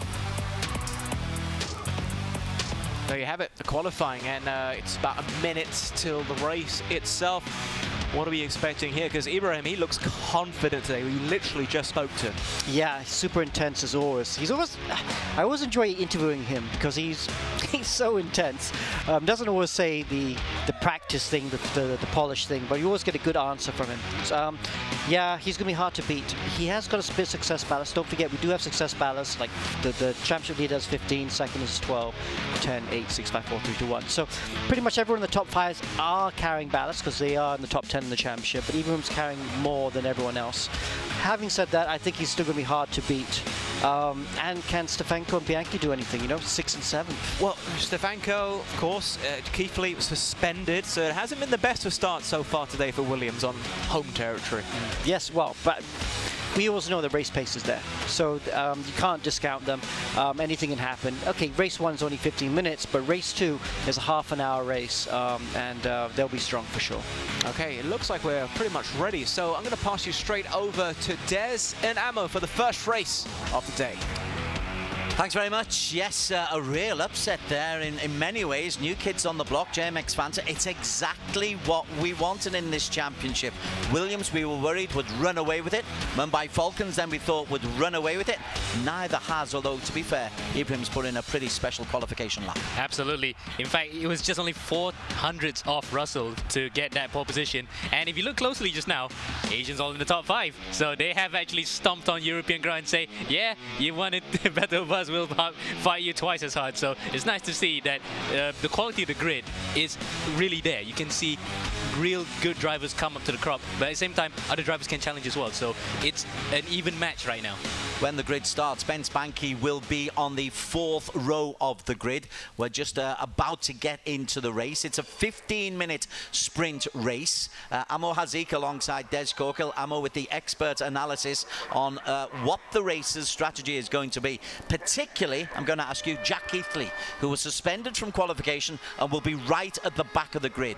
Has he got to try to be patient or just try and pick up points? Will something get something out of today, yeah? Well, he's definitely going to go for broke because the championship's hanging by a thread in this case for him. Okay, when the red lights go off, we will be underway. Race number 1, a 15-minute sprint. Russell Reyes from JMX Phantom on pole position. Russell Reyes has got off to a solid start as well, except he's been overtaken by Mohammed Ibrahim. Reyes got off well. Ibrahim went off, whoa, like a firework. Sensational stuff for him. Tasby's got ahead of Reyes as well, and Naqib Aslan as well. So Russell Reyes got away smoothly, but has dropped down to P4. Ammo. Wow, that is a disastrous start there for Reyes, but shooting like a gun for the firebrand Ibrahim to be in front. But he's got one part of that job done to start. He's going to have to focus on the race now, Des. He certainly is. Mohammed Ibrahim, though, he was looking very quick. I know Alex Young was particularly impressed with his lap, 4,000th away from actually getting P1 in qualification. But Russell Reyes now down in P4. There's a problem. Ben Spanky's come up a couple of places, and Daffy Ardiance's dropped down behind them. And is that Nabil Aslan? Naqib, there's Naqib. So Naqib is in P3. Nabil has got himself up into P8. Stefanko is there. Where is Keithley? Keithley's down in P17. No, in fact, he's cut up to P17 if we're going to be honest, because he started way at the back. So he made up 4 positions at the start. That's good, but he's still well a ways away from getting into any inroads with the guys in front. A good point well made. Russell Reyes tries to go down the inside, tries to claw one of those places back, but he's unable to do it. Banky is right on his tail. Ben Spanky is trying to push his way through. We are on board here with Kalen Chin, and who's that? That might be Dafa Adiansa. It is Adiansa who's actually been hit there by Kalen. So luckily no damage for both of those drivers, but that would have been a good wake-up call for the Indonesian. Well, Martin Stefanko in P7 he was in P7 at the start, so he's just got a place. Daffy Ardiansa had a really good qualification, but now he's dropped down a little bit. But it's still everybody chasing Mohammed Ibrahim, who's got nearly half a second on Mohammed Tasby. Now, we're expecting a lot of overtaking, but you've got to get close to the back of the car in front. Yeah, indeed. Look, we got that point right now. DRS is open for a lot of the drivers because they were within that second when they came across the line. And look, nothing much just yet because the DRS train somewhat negates that. So if everyone's on the DRS button, you can't overtake. So you're going to have to wait until there's a bit of clear air to get that overtake done. Okay, let's have a look at Mohammed Ibrahim. He's the race leader. The front four are pulled away quite significantly. Ibrahim, Tasbi, Nakib and Russell Reyes is still in there. Banki is leading the best of the rest, but Ibrahim is setting a torrid pace. That gap goes up, well, it's 0.3 of a second at the moment, but it has been as high as 0.8 once he gets onto the long straights. Amazingly though, Ibrahim makes up a lot of time through the corners, so really then he's been focusing on trying to get his exits right and negate the advantage that Tasbi has with the DRS. So despite being under attack from the guys behind, he's still holding on to a comfortable lead somewhat. There is Tasbi as they come through the sharp left and right. Tasbi in P2. What an improvement we've seen from Team Flash in the last couple of weeks. Absolutely, and they're the team of our focus today, and look at that, Tasbi doing the business here up in second, so he's still asserting the pressure somewhat to Ibrahim, but it's just ebbing and flowing right now, so we'll wait until the tires start to follow the cliff somewhat to see if any advantage is negated for certain drivers. Let's drop down just a little bit to the pole setter, Russell Reyes in the JMX Phantom. He lost a lot of time. He dropped down to P4, but he's been able to hold on to P4, and you can see that's a significant lead those front four have got ahead of Ben Spanky in P5. Oh, Banky really struggling right now with that success ballot as he's carrying, in fact, 15 kilos, maybe according to Alex, worth up to about 0.4 of a second. So he's being hurt right now by that balance. But Kalen, on the other hand, may want to actually avoid doing a lot of that if he wants to get up to the back of him. Yeah, this is the battle for. There's 1, 2, 3, 4 going through. This is Ben Spanky, the championship leader, who's won the last 3 races under pressure from Kalen Chin. Now, Kalen had a memorable week last week. He got a P2 and he gave us a little bit of agony as well in the second race. But Kalen's another one who is coming right into form. Ooh. Well, speaking of form, that was actually quite close to becoming absolute tatters there. He went off the track into Chapel, but luckily kept it going, and somehow he was using the DRS through the grass. That is brave. He loses just a little bit of time there as he goes onto the curbing. He's under pressure. Behind him is Marcin Stefanko. Stefanko comes in. And not really a good homecoming, a second homecoming, if you will, for Williams. 2 races in a row held on home ground. They haven't had the best of performances, but Stefanko, if he stays where he is right now, he might lose some points to Banky, but he will start in front of him for race 2. All right, we need just to have a little chart on how Jack Keithley is doing. Jack Keithley wasn't allowed to qualify because he'd accumulated too many penalty points throughout the season. He started right at the very back of the grid. He's got himself up into P11 as they man from Ipswich. Up at the front, though, let's just break away from that because Mohammed Ibrahim is under pressure from Tasbi. And he's under pressure not only from just Tasbi, but Nakib as well, and Russell looking to capitalize on any mistakes those front 2 make. This is looking rather dicey here. We do not want to see an accident, especially on my part, because we don't want to ruin in the stakes of the championship. But Ibrahim there has to be so careful not to actually trip up right now, because if he takes all 4 of them out, that will actually open up for Banky to take another win. There's 1, 2, 3, 4 in a very, very tight line. So where's this overtaking going to happen? We spoke beforehand, there might be overtaking opportunities, but nobody seems like they're really able to force the situation. Yeah, it's a bit of a DRS train forming right now because, again, if multiple cars have DRS open, you cannot overtake. It's simulated well in race room, actually. If multiple cars have DRS, it's just impossible to overtake, but you do get closer, so it's just that the moment that you use the DRS to overtake is not happening. But for the time being, at least, the gap is still close between the top 4. Okay, we are approaching the halfway mark. They come over the start-finish line. Mohammed Ibrahim from Mohammed Tasbi, Naki Baslan and Russell Reyes. Reyes is getting close. Let's just have a little look a little bit further down. Axel Knockham, I'm afraid, is out of this race. Ben Spanky, this is the battle for P5. Championship leader has been able to hold off Kalen Chin, Marcin Stefanko and Daffy Ardianza, who had such a good qualification period, but Daffy is down in P8, but not too far behind. He's in a train of, what, 6, 7 cars? I would say 4 at the moment because I don't see Nabil or Anton in this particular shot. So it's a train of 4x4 for the first 2. Then you can see the other 2 behind there. If Nabil can get closer, they can actually form a train of at least up to 7 cars, even all the way up to Jack Keithley, because Keithley's not that far from this particular battle either. You're quite right. There is Jack Keithley Keithley. That is the view that Jack Keithley has. He's up in P11 at the moment. Very, very quickly, I need to go back to P2, where Naqib Aslan is right on the tail of Mohammed Tasbi. These two have locked horns many, many times in the E1 Championship and in other domestic championships, as has Mohammed Ibrahim for that matter. But it really is looking as though it's difficult to overtake here. I was expecting a lot more opportunities, but the train is winning. Yeah, but at least the gaps are close. You can actually see that maybe the drivers are trying to contemplate where to overtake. So it's not like previous races where it was a bit spread out. This one's at least much closer. So thankfully, we can see that the DRS does help out a bit. But I guess because the nature of the cars just makes it that way. But we'll wait and see.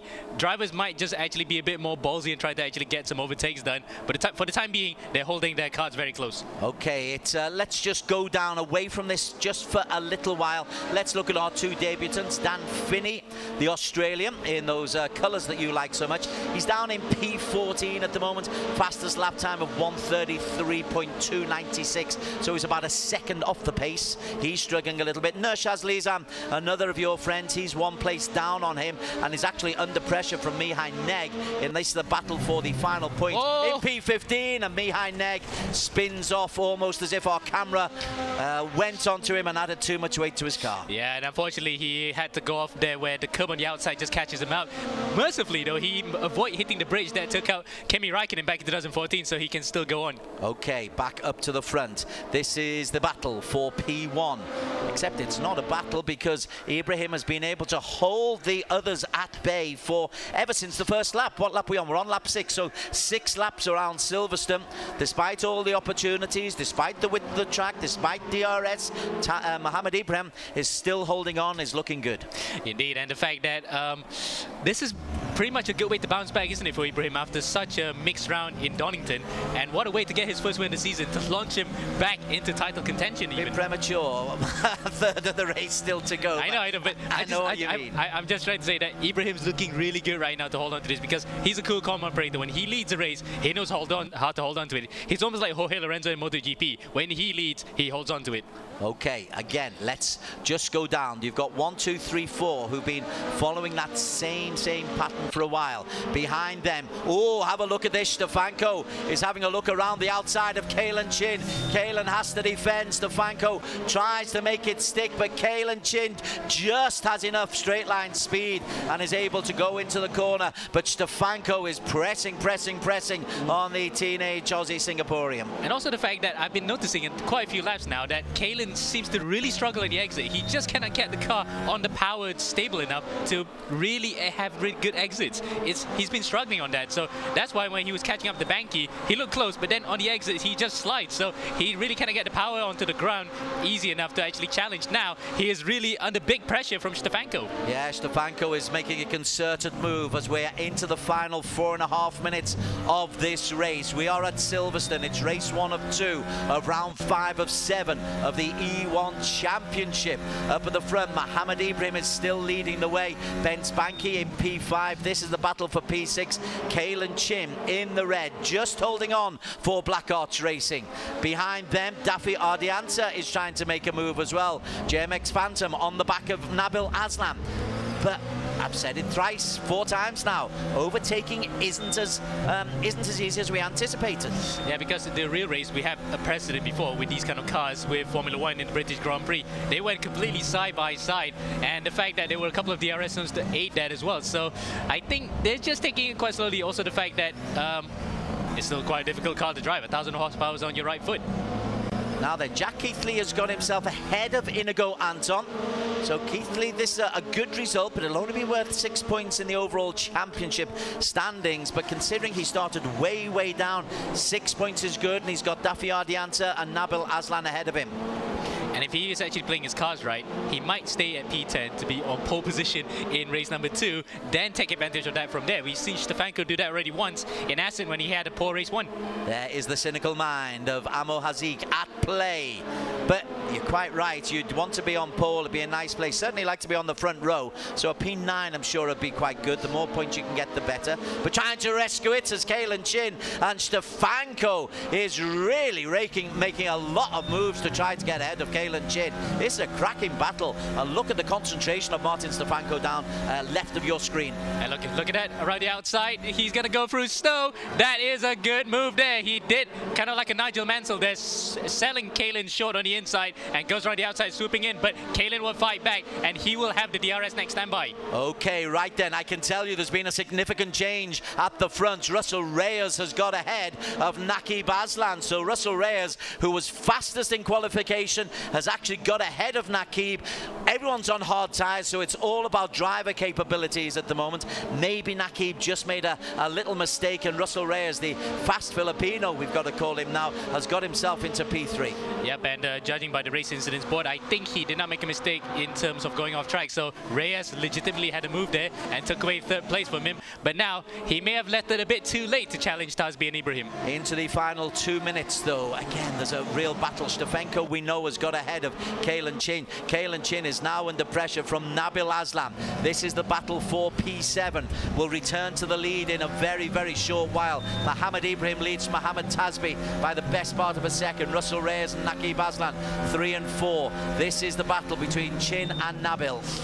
Oh, I was anticipating that they could try to use the DRS through cops. That would be absolutely big cojones there if they do so. But I think it's better to just turn it off and try to have more aero through the corners. But just trying to focus on whether or not in the slow sections that Kalen will have enough drive out of those corners, because he's been struggling to get the power onto the road to challenge up to somebody. And now it's a full DRS train of 5 cars with Keithley at the back.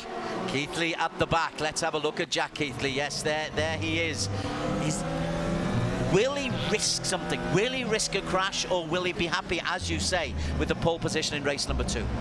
I would go for the latter, but then again, I am actually not Jack Keithley at the moment. So Jack will try to do his own race under his own destiny. So wait and see what he does, but he's looking quite conservative right now. He's just looking where to overtake, but at the moment he's holding up his pace as Kalen tries to send one on the inside there, coming up to Village, but no way through just yet. Yeah, Kalen Chin on the back of Stefanko. Kalen looks on the inside, and Nabil, who went on board with, is just very, very close to taking the opportunity. Ahead of them, Naqib Aslan is maybe just going to have a final little charge on Russell Reyes to try to take back that first P3. But let's have a look at Mohammed Ibrahim. He has led from the first corner. He wasn't on pole, but he was very, very quick. But he has really taken this race away from everybody else and is currently comfortably in P1, a full second clear of Mohammed Tasbi. The race was made at the start, that's for sure. He really had to get that start right to jump up to Reyes and hold off Tasbi, and he's done that so brilliantly. So whatever setup that Mumbai Falcons has, it has worked out a treat for the Indian. Okay, so Mohammed Ibrahim, we are on the final lap here. He is looking very, very good for a 25 points, and it's looking good for Mumbai Falcons. If Bent Banki can't win, then Mohammed Ibrahim can. That's the story for them. Behind him, Mohammed Tasbi in 2, Russell Reyes under pressure from Naqib Aslan in 3, but the victory has gone to Mohammed Ibrahim, and Mumbai Falcons are picking up maximum points. Tasbi second, Reyes third, Ben Spanky comes in P5, and Jack Keithley will finish in P10, having started right at the back of the grid. But let's just talk about Mohammed Ibrahim. Alex picked him out very, very early on as the man to really watch for. Ibrahim himself was very, very focused when we went for the interview. It's a fine 25 points and catapults him back into championship contention. And what a way to win your first race of the season, isn't it, Des? To pick it up at the most crucial point of this season, the final 3 rounds where it all really matters. And the 7th win of Ibrahim's career in E1 is probably the sweetest. And Mohammed Tasbi, let's talk about the young Singaporean. He is often in the shadow of his more illustrious brother, who is away in America. So Tasbi is making a name for himself, and Team Flash have grown into this championship. And this is just a case of Tasbi is able to get used to this vehicle. vehicle as he is there. Russell Reyes, P3 and fastest lap for Russell Reyes. Good kid. Well done, JMX Phantom. Naki Baslan in P4. Benz Banky picking up a P5. And Stefanko getting up to 6 ahead of Chin, Nabil, Ardianta and Jack Keithley. Thank you very much, Seth. Des in ammo, back here with Alex Young. What a start from Mohamed Ibrahim. That's what defined his race. He never lost pole after he secured P1. Absolutely. Ibrahim, standout performer so far today. Didn't get pole position, but what a great first race. No DRS, able to stay in front quite easily. Russell Reyes didn't get the start he wanted. I feel if he'd got a better start, he could have fought Ibrahim for first, but he managed to recover up to P3. And what was interesting was, it was a fixed setup. Today's a fixed setup round, and it was interesting watching what everyone else was doing, because they were trying to find ways of driving around the issues they had. You know, Ibrahim and Tazwi were keeping it very neat, making sure they hit the apexes. Nakib in third was just throwing the car in, carrying lots of speed and having a lot of understeer on the exit. I'm sure he would have chewed through his front tires, and that's probably why he lost a position to Russell Reyes at the end. But it was interesting watching the different driving techniques of the different drivers as they tried to adjust a fixed setup. Now, I know we talked to Ibrahim after he got, you know, earlier on in P2 and qualifying. Let's talk to Tasby, shall we? I think so. Team Flash carrying on the good form from last week and the week before, where you were the overall winner. We were expecting more overtaking, Tasby. You were right on Mohamed Ibrahim's tail throughout the entire race. Was it a bit harder than expected? We're trying to theorize why.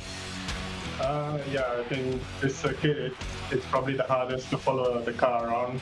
When we first started practicing a week ago, we noticed that immediately. The dirty air is quite a lot on this circuit, and it's really hard to follow the car around. Yeah, I think if you're below half a second, you lose a lot of time.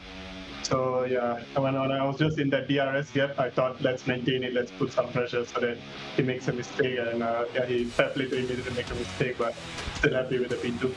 Yeah, absolutely. Really, really good result. So the dirty hair is tricky, so that's going to make this reverse grid race very tricky. Yeah, I think clean air is going to be the main target here, because I think even for the past few rounds, the dirty has never been this bad, but for this round, I can really feel So maybe an early pit stop? You have to wait and see, I guess. There's a few plans for us going into race 2. Someone's going to be doing early pit stops for sure, though. I mean, yeah, let's see how they do it, and then let's see how we do it. Okay. Let's see how it works out at the end. But happy to know that even with a fixed setup on and off, that the car, I can still drive the car into the podium position effectively. So yeah, still happy with race 1. That's a very wry smile you have. You're not giving anything away. Congratulations on the position here. Good luck in the reverse grid race later, okay? Yes, thank you. All the best. Before we speak to the next person, just a quick mention of, you said Mohamed Ibrahim is brilliant, but we have to say Russell Reyes as well. Yeah, Russell Reyes, great job, recovered to the P3. But it's interesting what Tasby's saying about the dirty air, because when we've done E1 before with the FRX 17, dirty air was not such a big problem in Silverstone. But today, with the new car, FRX 22, it has been an issue. But one driver that managed to get around this, Jack Keithley, and we got him online right now. Keithley, obviously, tough for you, had to miss out qualifying, but from last to P10, that was super impressive. Thank you. That was very good. I'm pretty happy with that. I feel like I could have got 9th at the end, but then when you got everyone on the DRS and then the dirty air coming to that corner at the end of the hangar straight, it's just really annoying. But I feel like 10th, I'm pretty satisfied with that. At least it puts me in a decent spot to be in the reverse grid ballot. So we'll see where we go from there. Yeah, pretty good. Pole position for the reverse grid race 2. Exactly, and I need to ask you, because on commentary, Amma was pointing that out. When you got into P10, maybe it's something you would just want to hold on to as we head towards the reverse grid, because that certainly works in your favor. Wait a minute, remind me what the bracket is, because for some reason, I'm thinking it was 6th, 10th. Am I wrong? No, top 10 reverse, so you start on pole, mate. Oh, so yes. Obviously, he wasn't planning for that. No, or unless you're playing mind games with us now. No, hey, mind games is not something I ever do. Trust me, I don't. But no, I honestly did not think 10th was that, and wow, I'm happy with that then. So both me and Martin will be 1st and 5th. 1st and 4th, I think. So I'm really happy with that. Well done. We like to be the bearer of good news. Good luck in the reverse grid, Jack. Good luck. Thank you very much. Enjoy your show, everyone. Absolutely. It's amazing. You're suspended for qualifying, middle of the road for race 1, and then he's going to be starting. Yeah. P1. And that was super impressive because no one fell off in that race. So everyone was there doing consistent laps, and he just was able to maybe try a different line a couple times, use the DRS obviously, and P10 was really impressive. All right, we've just had a little bit of racing. The main race, because it's going to be 30 minutes long, is just a few minutes away. We're going to go for a quick break. We're going to return the reverse grid next in the E1 Championship 2022.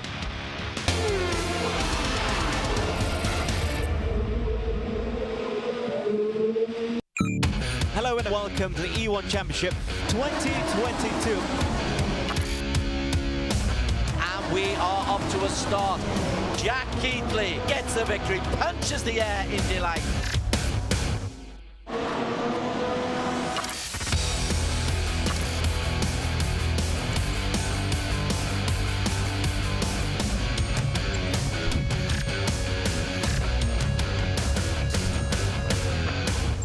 Support on our Facebook pages. Let's go on board with Axel. Sorry, fella, went on board exactly the wrong time. And he took out Nabil as well for good measure. So that is actually a rather weird way to have a crash.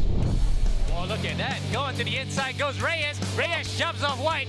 Anton is also going through. I think it's Anton who has actually gotten through there into the gravel trap. And Reyes and Chin go through as well. So Reyes then really hard on the inside, but he manages to get through. Kalen, on the other hand, on a good recovery drive up to 4th place. Aki Baslan is the man who has the lead, but he's got Ben Spanky as very, very close company. And although he got off to a dream start, he's not been able to pull away too far ahead. Very tactical indeed, but it looks as though Naki might want to actually take his elbows out here. Banky on the inside, they're going side by side through the corkscrew, and Naki somehow manages to hang around the outside to hold on to the lead just for the time being. Kalen has been as well. Actually, Kalen now has a drive-through penalty. Oh, that hurts. Oh, that hurts.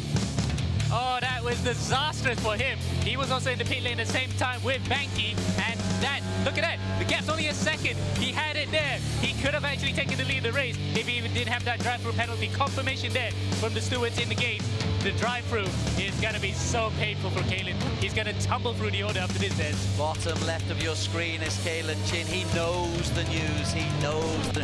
How can you make such a mistake? Bence is not impressed with Kalen Chin just there. Oh, in fact, it's even worse for Kalen. He's done an Austin Powers. He's actually stuck it right there in the pit lane. No, that is so disastrous for the young Aussie Singaporean. You can feel that frustration, and there you go. The picture says 1,000 words at this time, Des. Oh, ouch. Oh, ouch. That was not much fun for Kalen Chin.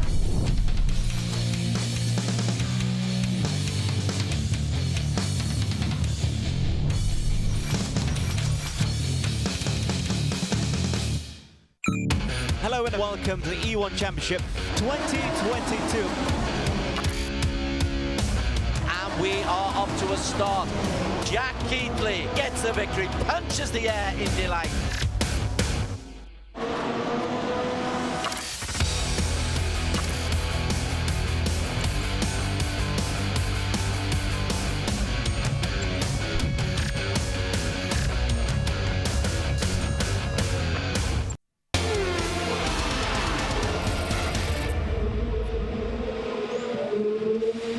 Welcome back, E1 Championship 2022. I'm Adam Carruthers. The race director, Alex Young, is beside me. This is organized, by the way, by Axel Sports, EGG, and Astro, supported by MAM. That's the Motorsports Association of Malaysia, and also Race Room. We are live on Arena Plus on Suka as well, and we're broadcasting on YouTube and Facebook. Share this with all your friends who might be around the entire globe. Look up E1 Championship as it is on your screen right now. We're also broadcasting across the region in Singapore via Mio Sports 2, in Vietnam on VTV Cab, Thailand on True Gaming Up, and finally in Indonesia via TVRI Sport. So we say hi to all of our friends across the entire region right now. We've had qualifying, we've had also the first race, the sprint race, and now we're going to be heading into the reverse grid. But before that, highlights of what we saw minutes ago with Des and Ammo. Race number 9 of 14 for the season. Russell Reyes of JMX Phantom on pole position for the first time, but found himself swamped by Ibrahim, Tasby and Naki Baslan. Dropped from P1 to P4, and he did recover to P3, but you've really got to capitalise on P1 when you have the opportunity. Absolutely, the starts apparently make the race for this one, and we expect it to be at least, you know, a lot of wheel-to-wheel action compared to something like this. For example, Stefanko and Galen, they were together throughout the entire race, but apparently dirty air is also a factor, so we had to watch that out in race 2. Yeah, P1 to P4 were virtually settled, so we focused very much on this battle between Kalen Chin and Martin Stefanko. The one-time championship leader Stefanko desperately trying to get Williams on home soil at Silverstone into a better place, and he did that with a fabulous overtaking maneuver.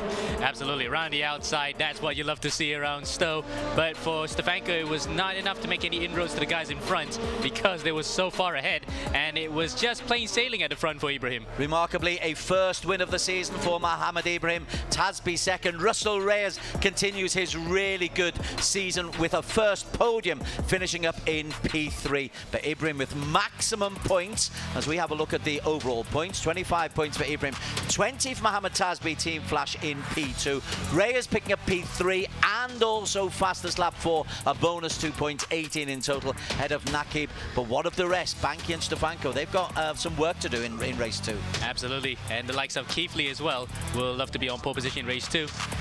Okay, as to the overall results, what it means. Ding, as it comes up. Ibrahim will pick up 29 points from race 1 plus his qualification.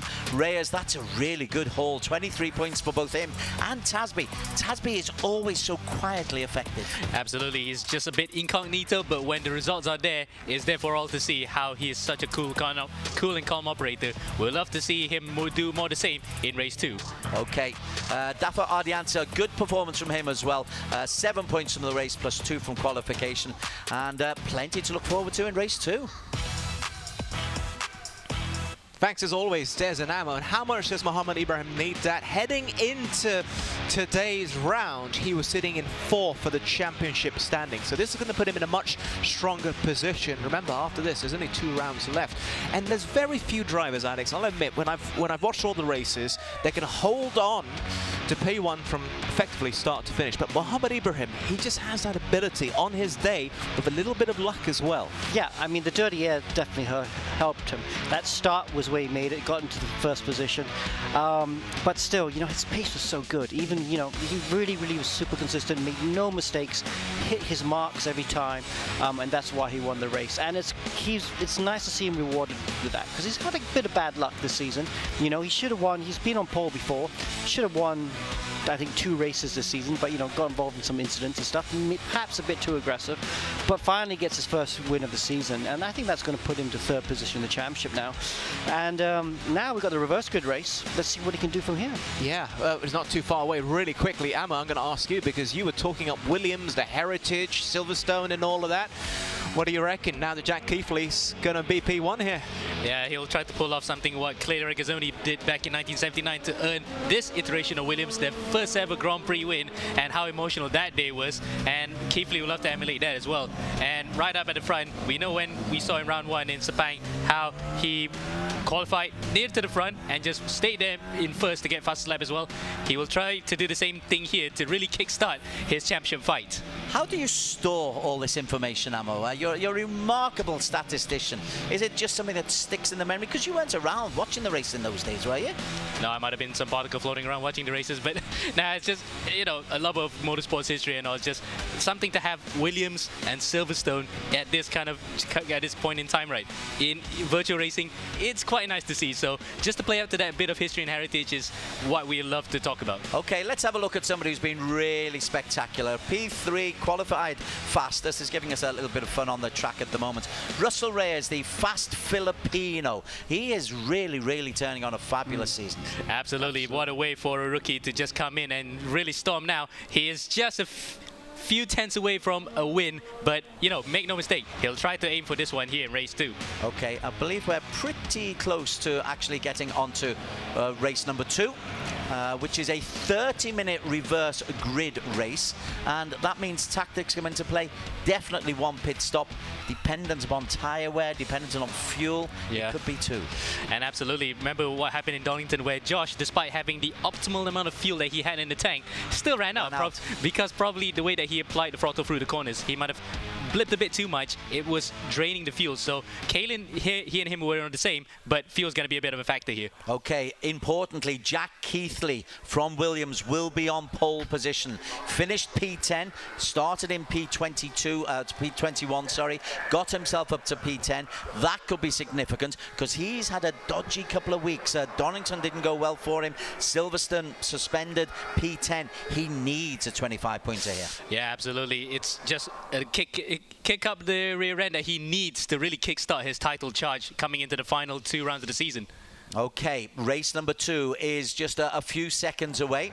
We are actually on the grid, and Jack Keithley is the man in pole position in the Williams on the right-hand side of the screen. Daffy Ardianza, Nabil Aslan and Kalen Chin on the first and second rows. Stefanko on the third. Oh, it's a slowish start from Keithley. Behind him, Daffy Ardianza has made a good start, as has Nabil Aslan. Nabil Aslan is the man who has really gone away. Keithley, though, has retaken it, or has he tried to go through the inside, but Nabil just had momentum to get through. Wow, that is a good start there. Again, pole sitter for 2 straight races, didn't get good launches off the line despite being on the racing line. So really then, they're gonna have to watch the starts for the next round as Keithley goes onto the inside, coming out to Brooklands. They're going side by side here, but Nabil lets him through. Nabil let him through because he wants to maybe try just to take the initiative, but Jack Keithley, well, that's a great battle for P1. Neither really wants to crash, but Nabil's got himself into P2, and his brother Nakib has got himself up into P3, I can tell you. But this is a brilliant battle up at the front. Yep, absolutely, and we're just into the first few corners of the first lap here, so if this goes on all the way, I'm all for it. But for the time being, at least, they're pretty much on the same strategy. In fact, different. Keithley's on mediums. He wants to go short. Indeed, Keithley is on mediums, as is Stefanko, as is Axel Knockom. I can tell you, though, a real problem for Mohammed Tasbi. Team Flash, P2 in race 1. He's right down at the back. That's Miko Nassi in front of him and Dan Finney in front of him, but something has happened to Mohammed Tasbi in the early stages. As Dan Finney is pushed outwards. Welcome to the E1 Championship, Mr. Finney. Yep, he got pushed out by Lance Lauder. I think Lance didn't look in his mirrors because he was side by side with him. Tasbi was involved in a collision, and I hazard to guess he might have actually been in a collision with Miko, so he's right at the back here trying to carve his way through. Okay, so that's P19. We'll revisit that. At this stage, though, Jack Keithley, medium compound tyres. So he'll try to establish as big a lead as he possibly can. Then we'll see what kind of compound tyres he comes out on. How is Silverstone? How wearing is it on the tyres? A bit hard on the tyres, especially through the fact that there's a lot of fast corners too, so they want to watch out, particularly the left-hand side. So the left-hand side of the tyres will wear out the most because it's a clockwise circuit. Okay, well, this is the battle for P5. We're on board here with Daffy Ardianza for JMX Phantom. Right behind him has got Kalen Chin, Ben Spanky, Inigo Anton, who didn't really shine in race number 1. Once again, we've got a procession of cars. How to get past them. The overtaking maneuvers weren't as many as we thought they might be in race number 1. Yeah, dirty air apparently a factor, as according to a lot of the drivers, including the likes of Ibrahim. So we kind of know that is established now. And look, Ibrahim stuck in P10. He's not making any inroads. Yeah, the race winner in race number 1 always looks so anxious as he chats away, either to his teammates or possibly to himself. But there he is in race number 1. But he's certainly, we shouldn't count him out. It's Shinmas Vilton in the all-black safe house car in front of him, and Inigo Anton in front of him. Well, this might be an opportunity, Des. He might try to send one coming out to Vale. Yes, he's looking onto the inside. Brave move there, and he makes it stick. Very, very brave from Vale as they go around club corner towards the home straight. Mohammed Ibrahim has got himself up into P9. How about the housewives' favourite, Axel Knockom? We've not really focused on Axel, the 10-year-old for Team EGG, down in P12, had a disastrous race number 1. He's struggling just a little bit, as young Axel.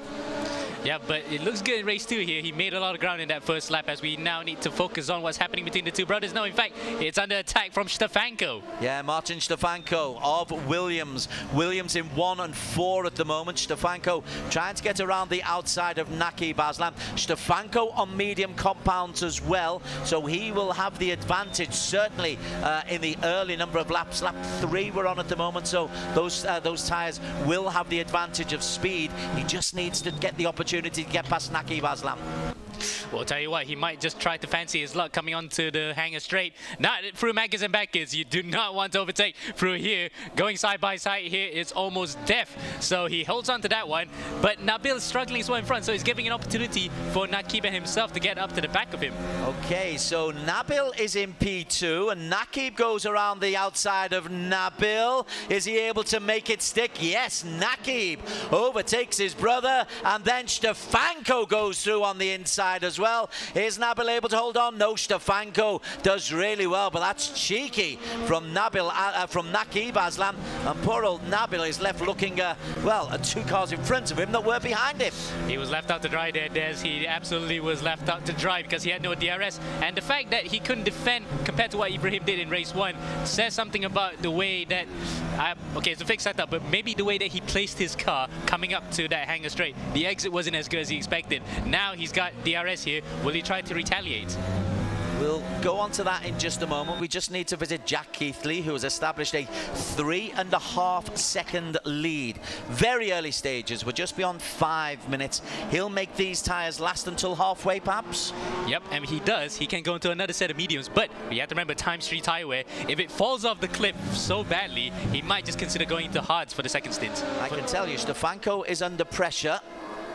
Stefanko, sorry, is pressurising Naqib Aslam, looking to get into P2. Stefanko, he'll have a DRS advantage, and will Naqib be able to defend? Because Naqib is just going to have to defend. He doesn't have DRS as he skates around. It's a beautiful, beautiful looking course, this Silverstone. So much history, so many famous corners, and yeah, this is Stefanko making the move, and he'll make it stick.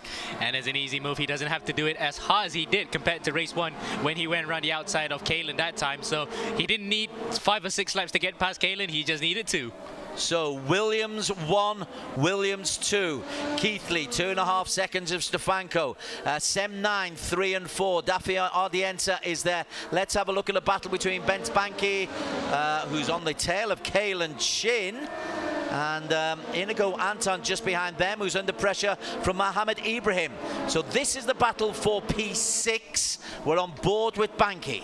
And Banky then having a somewhat forgettable run by his stakes, because, you know, he has been having the rubber to green in the last couple of races, but this time he has to really work for it. And a bit of a role reversal, because Kalen was the one that was chasing him in race 1. Now he's trying to overtake Kalen in race 2. We're on board with Kalen, looking backwards at Ben Spanky. Black Arch Racing trying to just hold off the championship leader. Banky tries to look around the outside, but it's so difficult on the technical part of the course. Behind them, Inigo Anton, I can tell you, is also closing in. And Mohamed Ibrahim, let's go to the back of this train. There's a P4, there's a couple of bollards are taken out by Ibrahim, virtual bollards, thankfully. Yeah, mercifully, that also goes through the car, so there's no damage to it. Unlike in some other games where you can actually hit that and really screw up your race. So Ibrahim is at the back of that train. Kalen Chin under enormous pressure. This is the battle for P5. Ahead of them, you've got Daffy Ardianza, who's carried on his good work. Daff has just gone out of shot ahead of you. Kalen holds on. Inigo Anton. Oh, and Kalen is pushed out. Kalen is pushed out and will drop a few places, and Inigo Anton is the new man in P6, and he's got Banky and Ibrahim behind him. Oh, Inigo is the one that really caused that big time. He tried to dive around the outside of Ibrahim. Ibrahim was actually on the inside. He backed off. Inigo dived into the inside and whacked to the back of Kalen. So Kalen, in essence, was the biggest loser out of all of that and lost about 4 positions. Inigo Anton tries to look as innocent as he possibly can there, but there might be something for our stewards to talk about later. There's always something for our stewards to talk about later, but it's given an opportunity for Mumbai Falcons to maybe make a move, and Ben Spanky does exactly that. Goes around the outside of Inigo Anton. Banky now up to P6. Sorry, I said Ibrahim just that was actually Banky who actually backed off and let Inigo through. Now he has actually gone through Inigo, so now then he'll try to set his sights on at least consolidating P6 at the moment, because it's quite a ways away from Dafa Diansa, who has broken away from this pack. Yeah, Banky leads ahead of Inigo Anton. Mohamed Ibrahim has now overtaken as well. So Mohamed Ibrahim has got himself into P7. That's a good race run. Oh, Ibrahim, we're on board with Anton as he tries to claim that place back from Ibrahim. These two going wheel to wheel, side by side, and look at this, Russell Reyes comes into it, the JMX Phantom racer, and Kalen Chin goes past Inigo, who won 2 places, lost 2 places, and finds himself back in P10. Oh, this is the sort of racing I was anticipating, Des, because we saw that in the British Grand Prix, how the places were chopping and changing, and that's what this car is giving. But Kalen spun it around. Kalen has spun it out of club, and he has lost again. 4 positions out of that. Kalen Chin, he's always giving us some entertainment, but not the entertainment he would like to be giving us. He's always involved in some kind of incident. We're on board with Russell Reyes, with Mohamed Ibrahim here. We just need very quickly, just to show you how far ahead Jack Keithley is, because he's nearly 3 seconds clear of his teammate, and Williams Esports looking good. So there's Keithley, and behind him Stefanko isn't even in the shot. But actually, Stefanko might be catching up, because I've been watching the gap a bit. It's fluctuating between 3.5 to 3 seconds. So if Stefanko's got a bit between his teeth and catch out right to the back of his teammate, we might have a bit of, like, I don't want to call it civil war, but inter-team battle, like what happened to Williams back in 1987 between Nelson Piquet and Nigel Mansell. I was going to say, Williams never have civil war. Never, never, never. Well, when Frank was around, definitely he could control the drivers. But between Mansell and Piquet, that was a different story. But I think between Keithley and Stefanko, they will try to avoid getting to any argy-bargy. But having said that, Nakib was also there, catching up to him. Okay, Mohamed Tasbi is on the tail of Kalen Chin. Kalen's tale of woe could well be exacerbated, because Tasbi is right there. Tasbi in P14 will have DRS, but heaven knows what Kalen's situation is. Has he got it? Has he not? Did he lose it? But he's certainly spun round. At this point in time, no, he has lost use of DRS this time around, and when he crosses the line behind Mihai Neg, it will be actually gone. So he does have DRS, but Tasbi does. Okay, this is an opportunity for Tasbi just to pick up some points, and there is Tasbi closing in on the back of Kalen Chin. Just have to pick him off at the first opportunity. Mihai Neg is the man in front of him from the TRX team. Once again, carrying the flag for that particular team, because unfortunately Christopher Hogfeld has not entered the race, but Neg's doing another good job here, despite having a first race to forget, as Tasbe goes onto the inside, coming into Brooklands. No defense there from Kalen, and I think Kalen's just looking forward to the stops now. Yeah, so then we've got the 2 guys who are on medium compounds are first and second. I think Dan Finney, he's the first man into the pits alongside, is that Axel Nocom that's gone with him as well? And a drive-through penalty for Axel Nocom. Once again, many drivers have been caught by that drive-through penalty, well, quote-unquote bug for this season, and it has befallen another driver. Axel Nocom, the victim this time. I'm assuming Axel doesn't know any swear words yet. Well, he's just staying quiet right now. I wouldn't want to put any words into his mouth for that particular time, but let's hope any one of these race leaders don't get the exact same thing, because that will just screw up what will possibly be a grandstand finish. Okay, we're on board with Nabil Aslan, who's got his brother Nakib in front of him.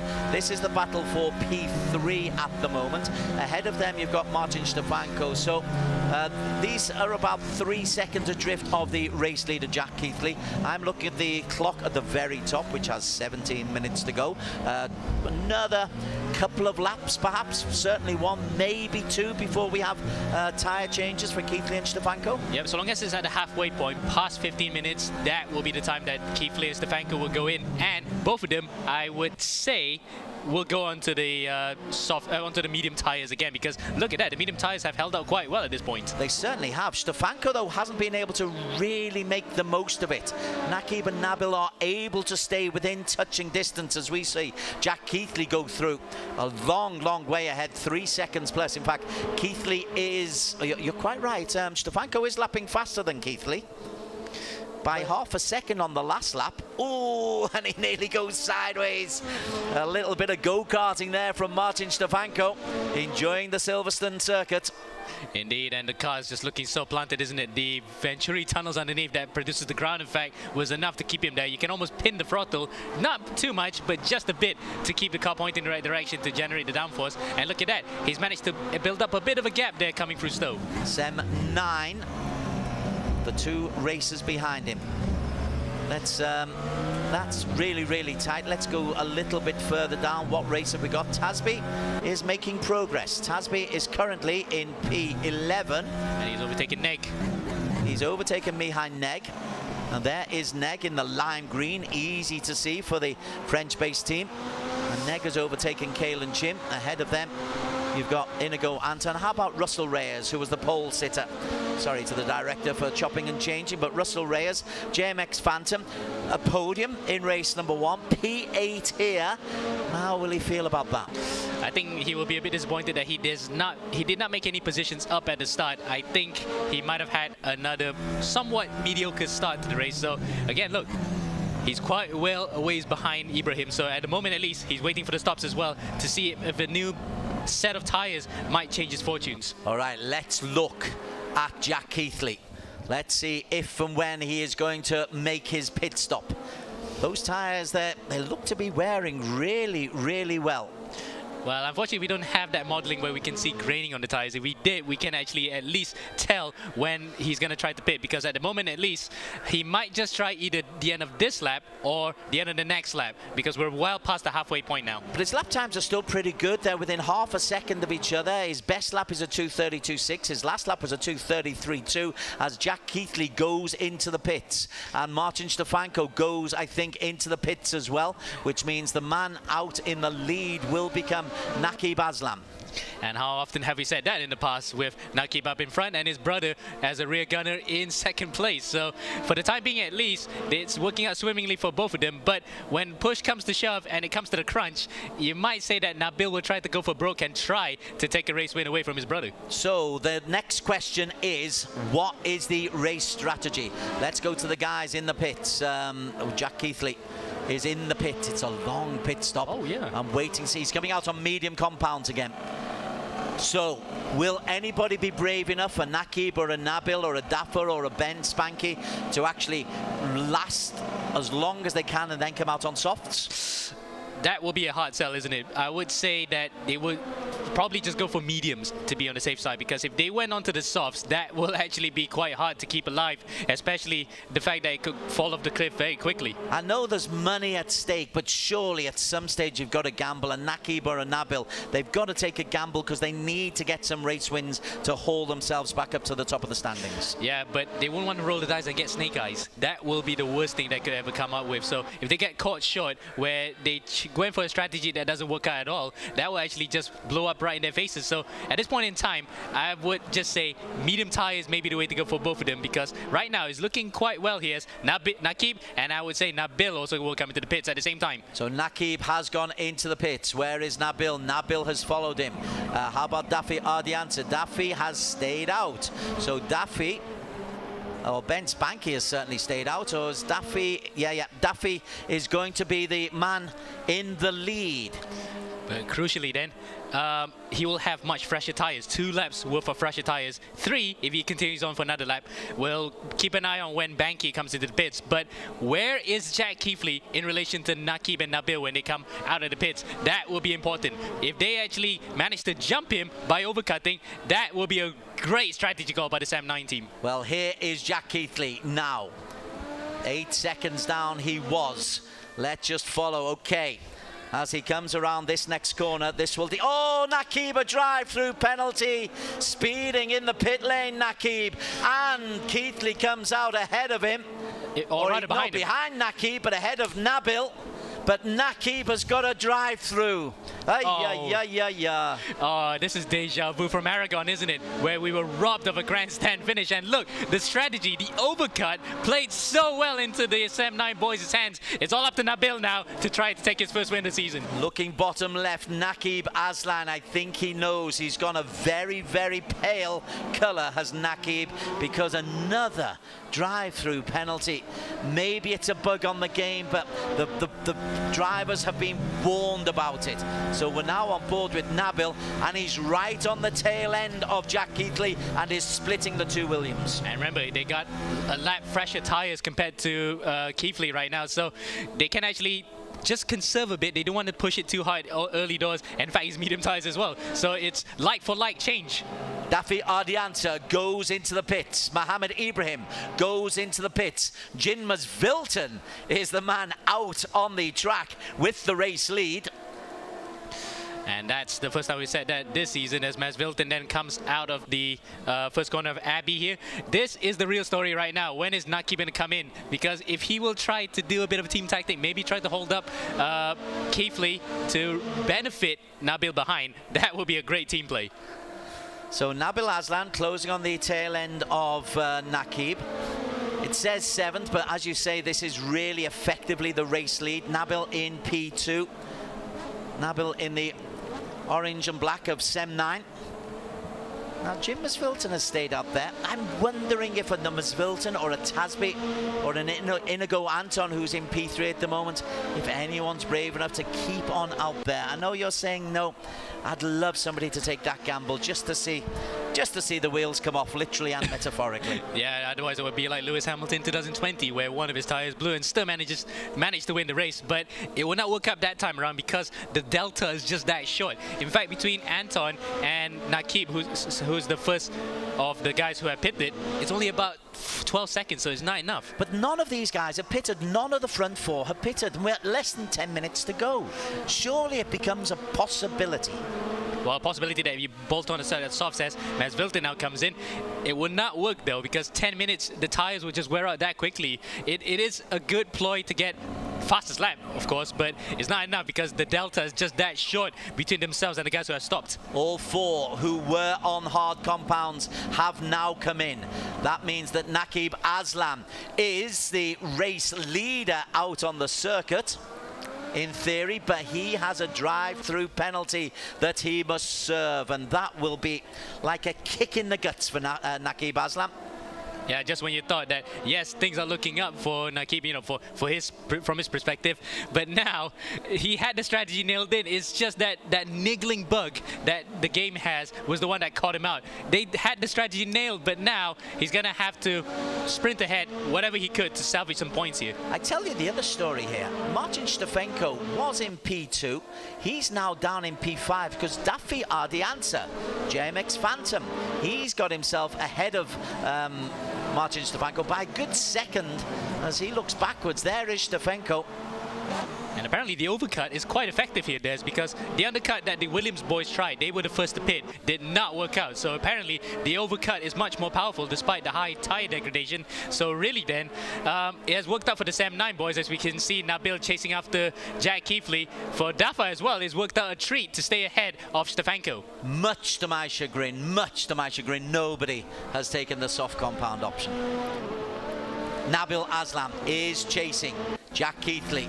This is effectively for the lead. Even though it's P3 for Nabil Aslam, effectively this is for the lead. Keithley for Williams Esports, P10 from 21st in race number 1.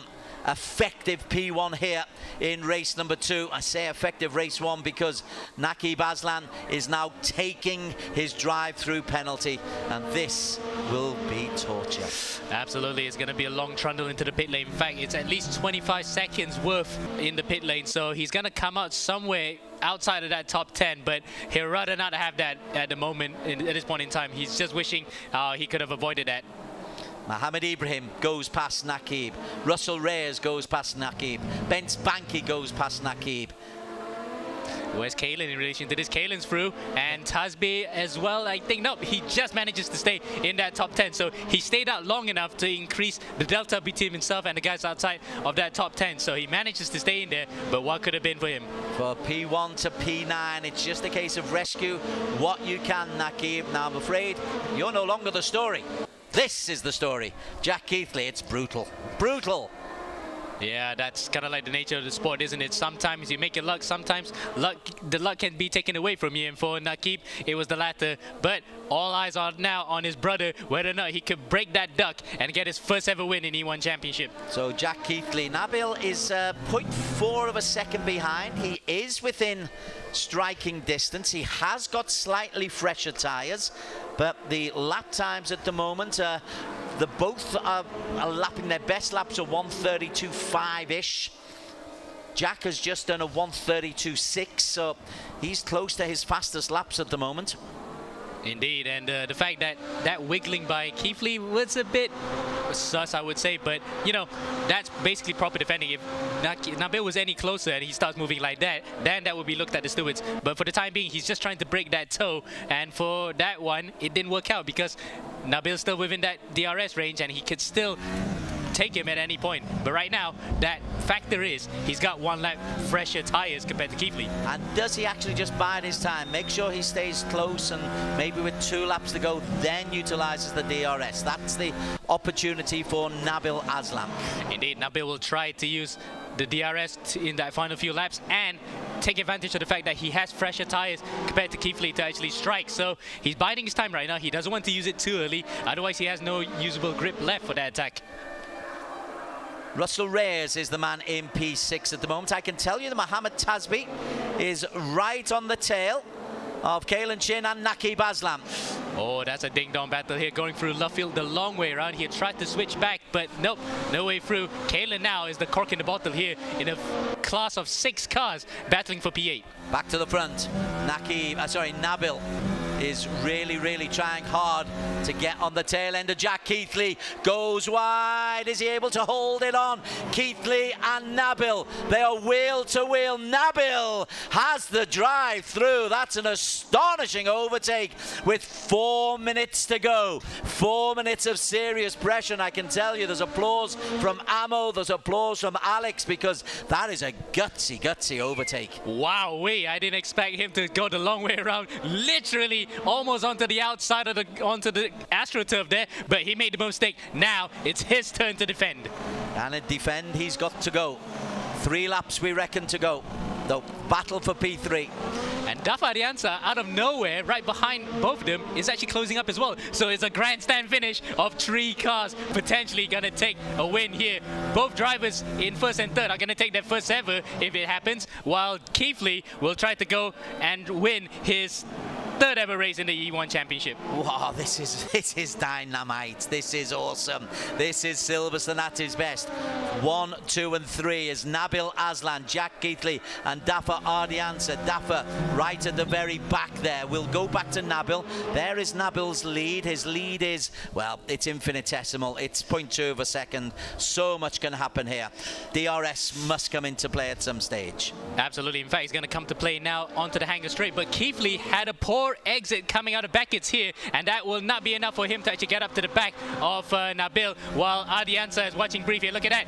That little mistake coming out of Beckett's is enough for Nabil to hold on for the lead for just this lap. So Nabil holds on. I can tell you that Dafa Ardiansa is just there.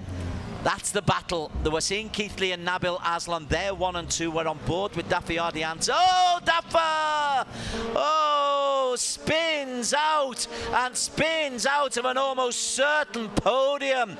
It allows Ibrahim into P3. Nabil Aslan, meantime, is able to race away just a little bit from Jack Keithley. But, oh, catastrophe for Dafa Ardiansa and JMX Phantom. How he would love to have actually been in that battle, and Nabil as well, how he would love to have Dafa just stall Keithley a bit so that he could actually just try to make a beeline for it. But now it's just between himself and Keithley, and for the 2nd time this season, a JMX car in contention for a win spins out. Oh my word, that is so tough. I tell you, a major beneficiary is Mohamed Ibrahim, who moves up into P3. Having won P1, this is a good week's racing for Mohamed Ibrahim.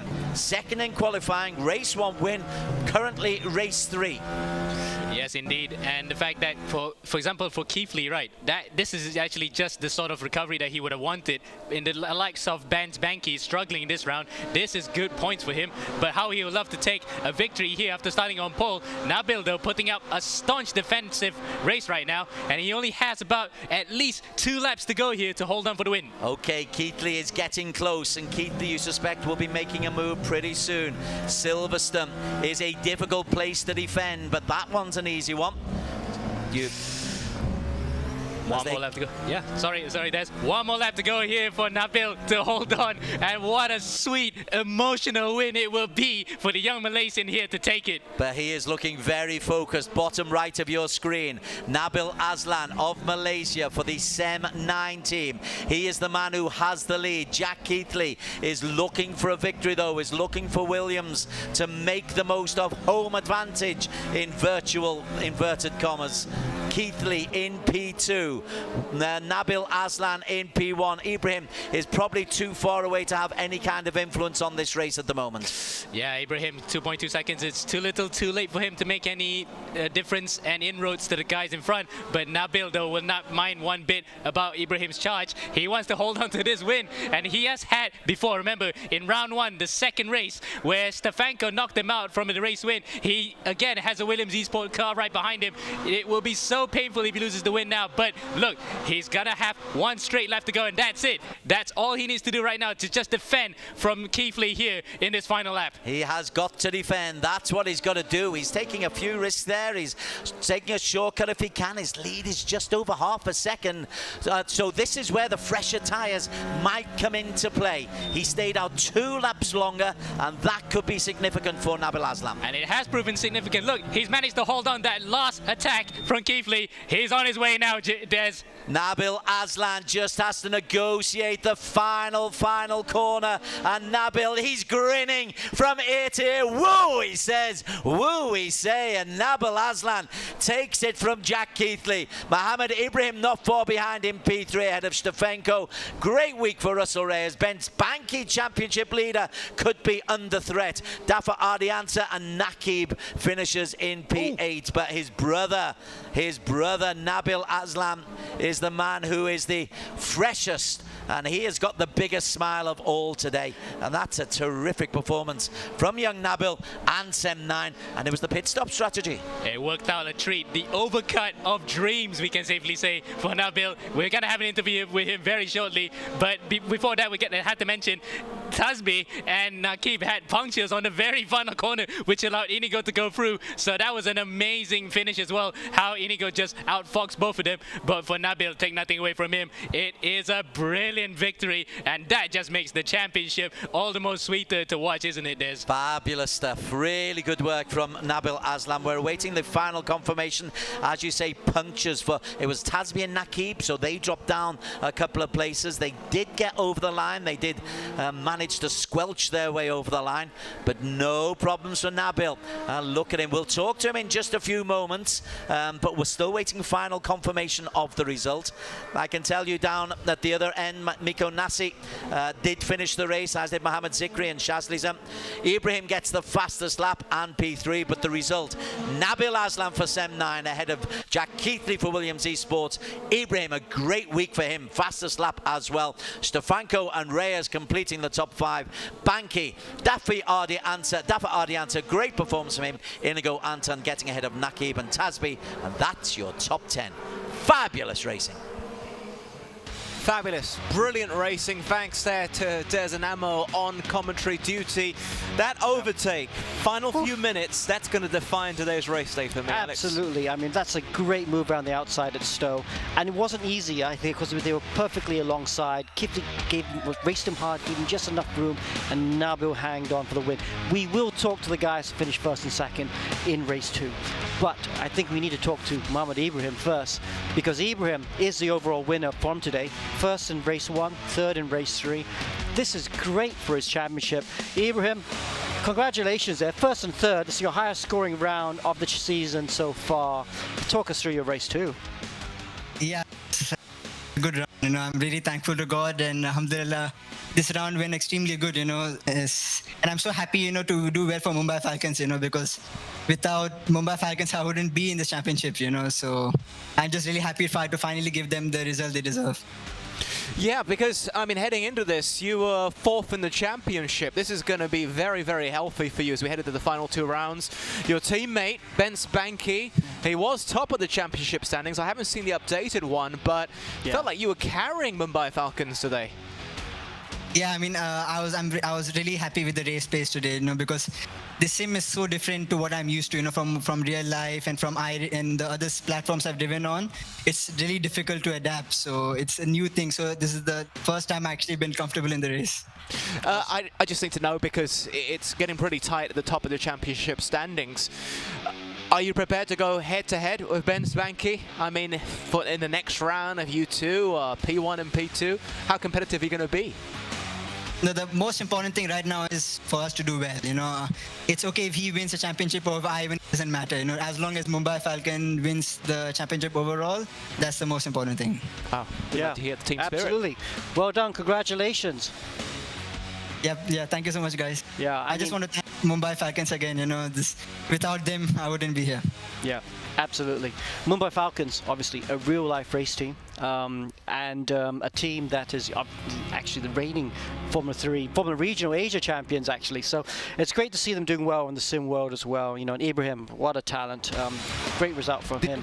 Honestly, do you expect them to be in this position? So high up? No, we knew Williams would be strong, but Mumbai Falcons actually have exceeded our expectations because it's the first time in sim competition. Yeah, that's really good. Okay, so let's talk to the winner right now. Nabil, congratulations, your first win in E1. Yeah, I don't know, I'm just, I don't know what to say. Yeah, it was really hard staying behind Keith Lee most of the time because of the dirty air. So that one time when I was like close enough, I was like, I knew I had to do the move, and what way to do it from the outside. So yeah, I'm just so happy right now. I think this is your biggest win so far. Yeah, I think so too. Talk us through the moment. Were you just biding your time? Were you waiting? Were you afraid you wouldn't get the opportunity? I knew Keith Lee would struggle with tires as well because he pitted a lap earlier than us, and also he has 10 kilos of ballast. So like, I knew I just had to play my time, and also I was being a bit cautious as well because, you know, me and Keith Lee had some moments with the netcode and all, but so I just played my time, and you know, after that it played off. So yeah, I'm just extremely happy right now. But yeah. And in terms of the championship standings, it's going to be very healthy for you, and a bit of friendly rivalry with your own brother, your own flesh and blood, and your teammate, building up a little advantage over him, maybe. Yeah, I don't think about me and him too much because, you know, I want to work as a team. You could actually see that he was doing way better with the dirty air, so I let him by. And, you know, I think both of us had pace. You know, I think we could have scored another 1-2 as well, but, you know, stuff happens, and, you know. So, I mean, talk us through. I mean, obviously, the speeding the pit lane has been a bit of a factor. I mean, but it's the same for everyone. Everyone has to stay under it, and you guys have actually been quite good. Nakib just a little bit too aggressive on the pit lane? I think you have to ask him that. I'm scared to make any comments about him. So maybe we'll talk to him later. But congratulations, your first win in E1 season. Thank you. Well done, Nabil. Thank you so much. Never seen him smile like that. Actually, to be fair, I've never seen Mohammed Ibrahim, who we spoke to a few minutes ago as well, smile like he did today. And it seems to be very much a team ethic. Well, yeah, I mean, you could see it. Obviously, Sem 9 had really great pace today. Yeah, I think actually they should have finished first and second. Obviously, Nakib got done with speeding the pit lane. But that wasn't to be, you know.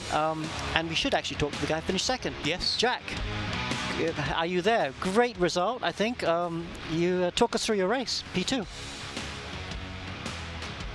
Yeah, not too bad, honestly. Obviously a bit frustrating at the win, but at the same time, when you're playing the strategy we tried, you're playing a risky game. You're quick at the start, but then you're slow at the end.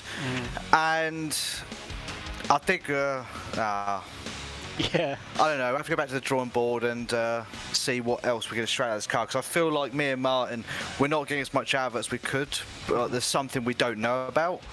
But yeah, great job to Nabil though. He really good overtake on me, and yeah, getting back at him was just really tough because he had better tyres than me. In high-speed corners, when the tyres are real low on wear, it's just much harder than he was dealing with. So you win some and you lose some, as they say. I don't know if you saw, we just spoke to him and he talked about the racing strat and the tyres as well. Do you think that's what defined race 2, the reverse grid strategy, more than anything else? Think so. Then again, I don't know what my true pace was compared to those guys if you had us on the same fuel, same tyres, because we never were like that at all throughout the entire event. But you could certainly see as well, I reckon, that the tyres, with mine being a bit worse than his, had an effect. You could see it. So it was just trying to manage as best I could, and I still managed to keep in DRS, but the corner leaned onto the hangar straight. I knew that that was going to be a problem, and in dirty air it's 10 times worse, as he found as well when he was behind me. Still happy with second though. It's still a good result. You know what? That's a weekend with no incidents. No one's going to report me. That's brilliant. Always good. And Jack, for me as a neutral in this conversation, thank you for giving all the viewers and all the fans such an entertaining race day. All the best for the next round, okay? Thank you. Thank you very much. Hope you all enjoyed the show and wish us full onwards and upwards first for next time. Absolutely. And you know, Alex, before we go for break, I just have to mention, I remember sitting in this exact chair for round 1. It looked like Williams was going to run away with it. They look so comfortable. Yeah. But week in, week out, round 2, 3, 4, 5, they've sort of just dropped off the pace, haven't they? Yeah, they had a poor round 4, didn't they? And round 5 didn't really go their way. I really thought Stefanko would have a bit more pace. Let's not forget, obviously, he has a success ballast. And Silverstone is tough when you're carrying a little bit of extra weight. But like Jack was saying just now, I think some of the other teams are starting to find a little bit. You know, I thought 7-9's pace, race pace today was superb. And they you know, teams up their game. You need to up the game with them as well, you know, and Williams will need to do that if they want to win the championship this year.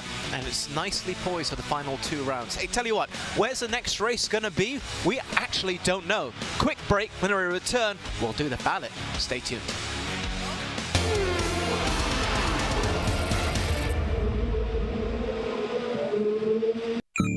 Hello and welcome to the E1 Championship 2022. We are off to a start. Jack Keatley gets the victory, punches the air in delight.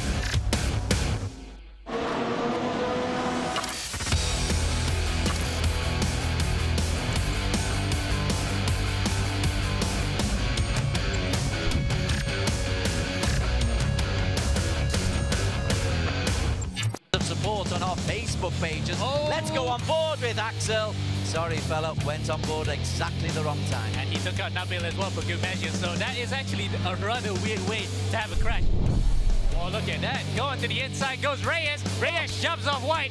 Anton is also going through. I think it's Anton who has actually gotten through there into the gravel trap. And Reyes and Chin go through as well. So Reyes then really hard on the inside, but he manages to get through. Kalen, on the other hand, on a good recovery drive up to 4th place. Aki Vazlan is the man who has the lead, but he's got Ben Spanky as very, very close company.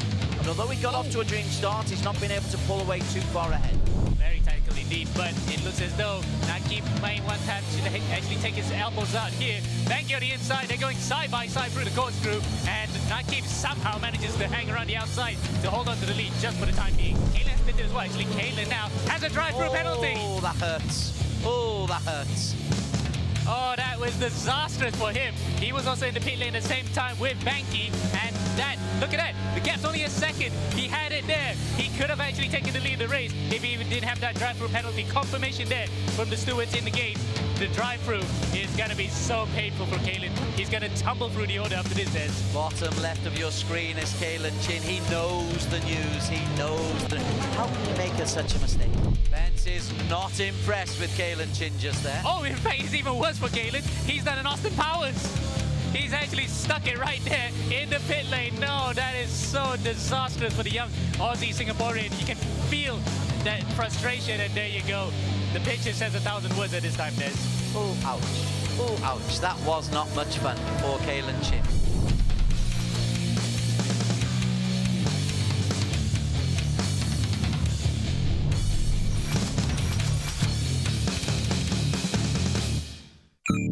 Hello and welcome to the E1 Championship 2022.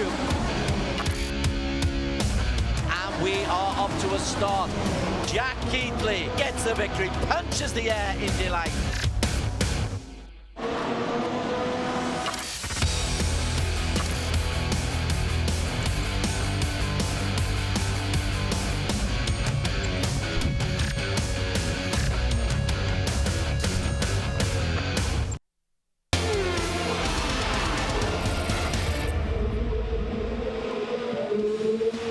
Welcome back once again, E1 Championship 2022. I'm Adam Carruthers alongside the race director Alex Young. It's organised by Axel Sports, EGG and Astro, supported by MAM, that's the Motorsports Association of Malaysia, and Race Room. And by the way, we're live on Arena plus Suka, and we're broadcasting on YouTube and Facebook. It's really easy. E1 Championship, that's how you find us, and you can quite easily share it amongst your friends as well. We're broadcasting in Singapore via Mio Sports 2, in Vietnam on VTV Cab, Thailand on True Gaming Up, and in Indonesia via TVRI Sports. We want to thank all of you for joining us across the entire region. Now, if you missed out on race 2, the reverse grid, wow, one of the best ones we've seen the entire season. Here are the highlights with Des and Ammo. Indeed, this was a good one. We're on board with Ben Spanky at the start because he's still the championship leader. But Jack Keatley was on pole, but Jack Keatley found himself overtaken by Nabil Aslan. That's the first corner. And then a couple of corners later, Jack Keatley decides, no, I want the lead. And this would set the scene for the race, Amo Hazi. Absolutely. With pit stops coming in, we thought that, well, this is going to be going all the way. And indeed, it did, as we see Nakib Aslan making progress early doors.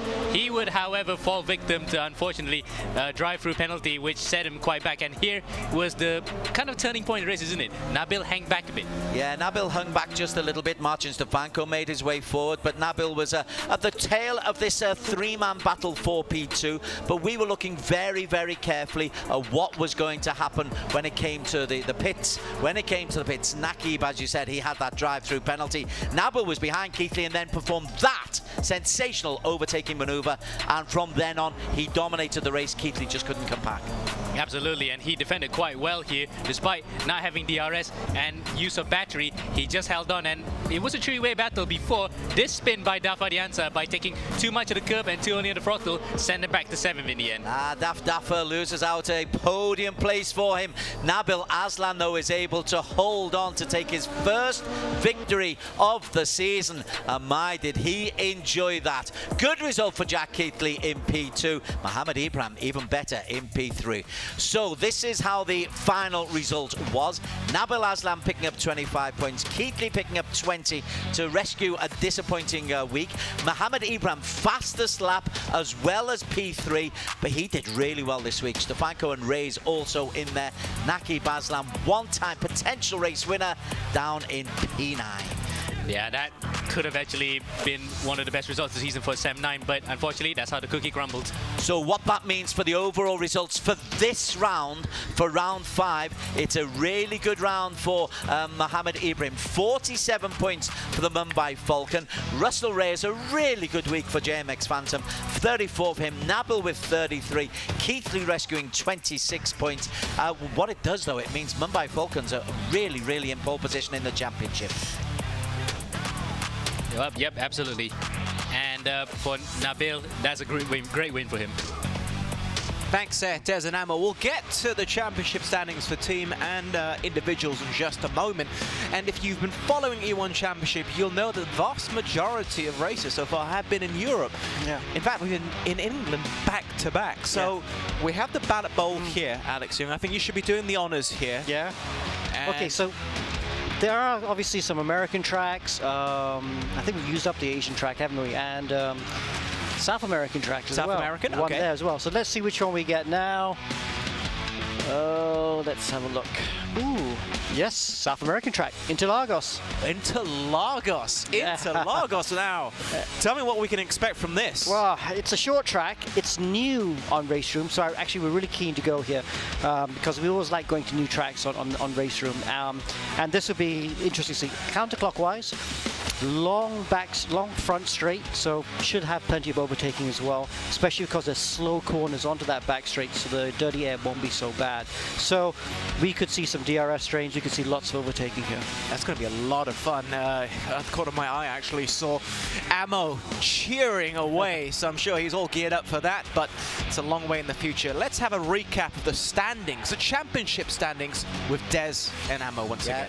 Let's start with the individual championship standings first, and Ben Spanky retains his lead. It wasn't that bad a weekend, 21 points. Remember, there's one round to be dropped. This will possibly be Spanky's round to drop, but he leads by 35 points from his teammate Mohamed Ibrahim. Stefenko and Keithley 3 and 4, but have a look at Russell Reyes. He has raced up to P7. He's overtaken Kalen and Naki Baslan, and he's in 3 figures as well. So P1 is still very, very much up for grabs in the individual championship. And look at Nabil in P6 there, as we now head into the team standings. Mumbai Falcons then increasing their lead bit by bit ahead of Williams Esports. That was not something that was in the script, wasn't it, at the start of the year? But it has happened. Mumbai Falcons are streaking away. Williams Esports second.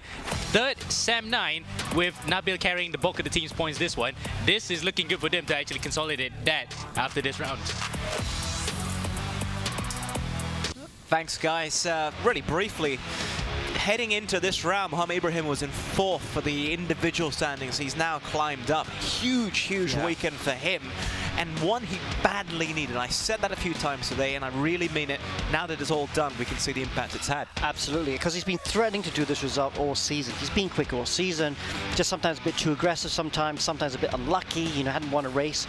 And now 1st and 3rd, and boom, he's gone back up into the standings. Mumbai Falcons won 2, and they've won 3 of the last 4 races, so they're hitting form just at the right time of the season. Yeah, no changes though in terms of the team championship for the top 4, except JMX now gone above Black Arts Racing into 5th. Could all change next week.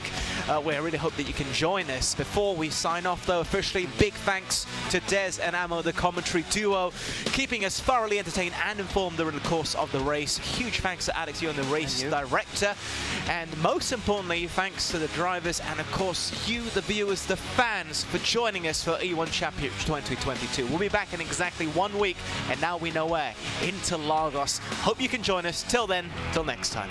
Bye.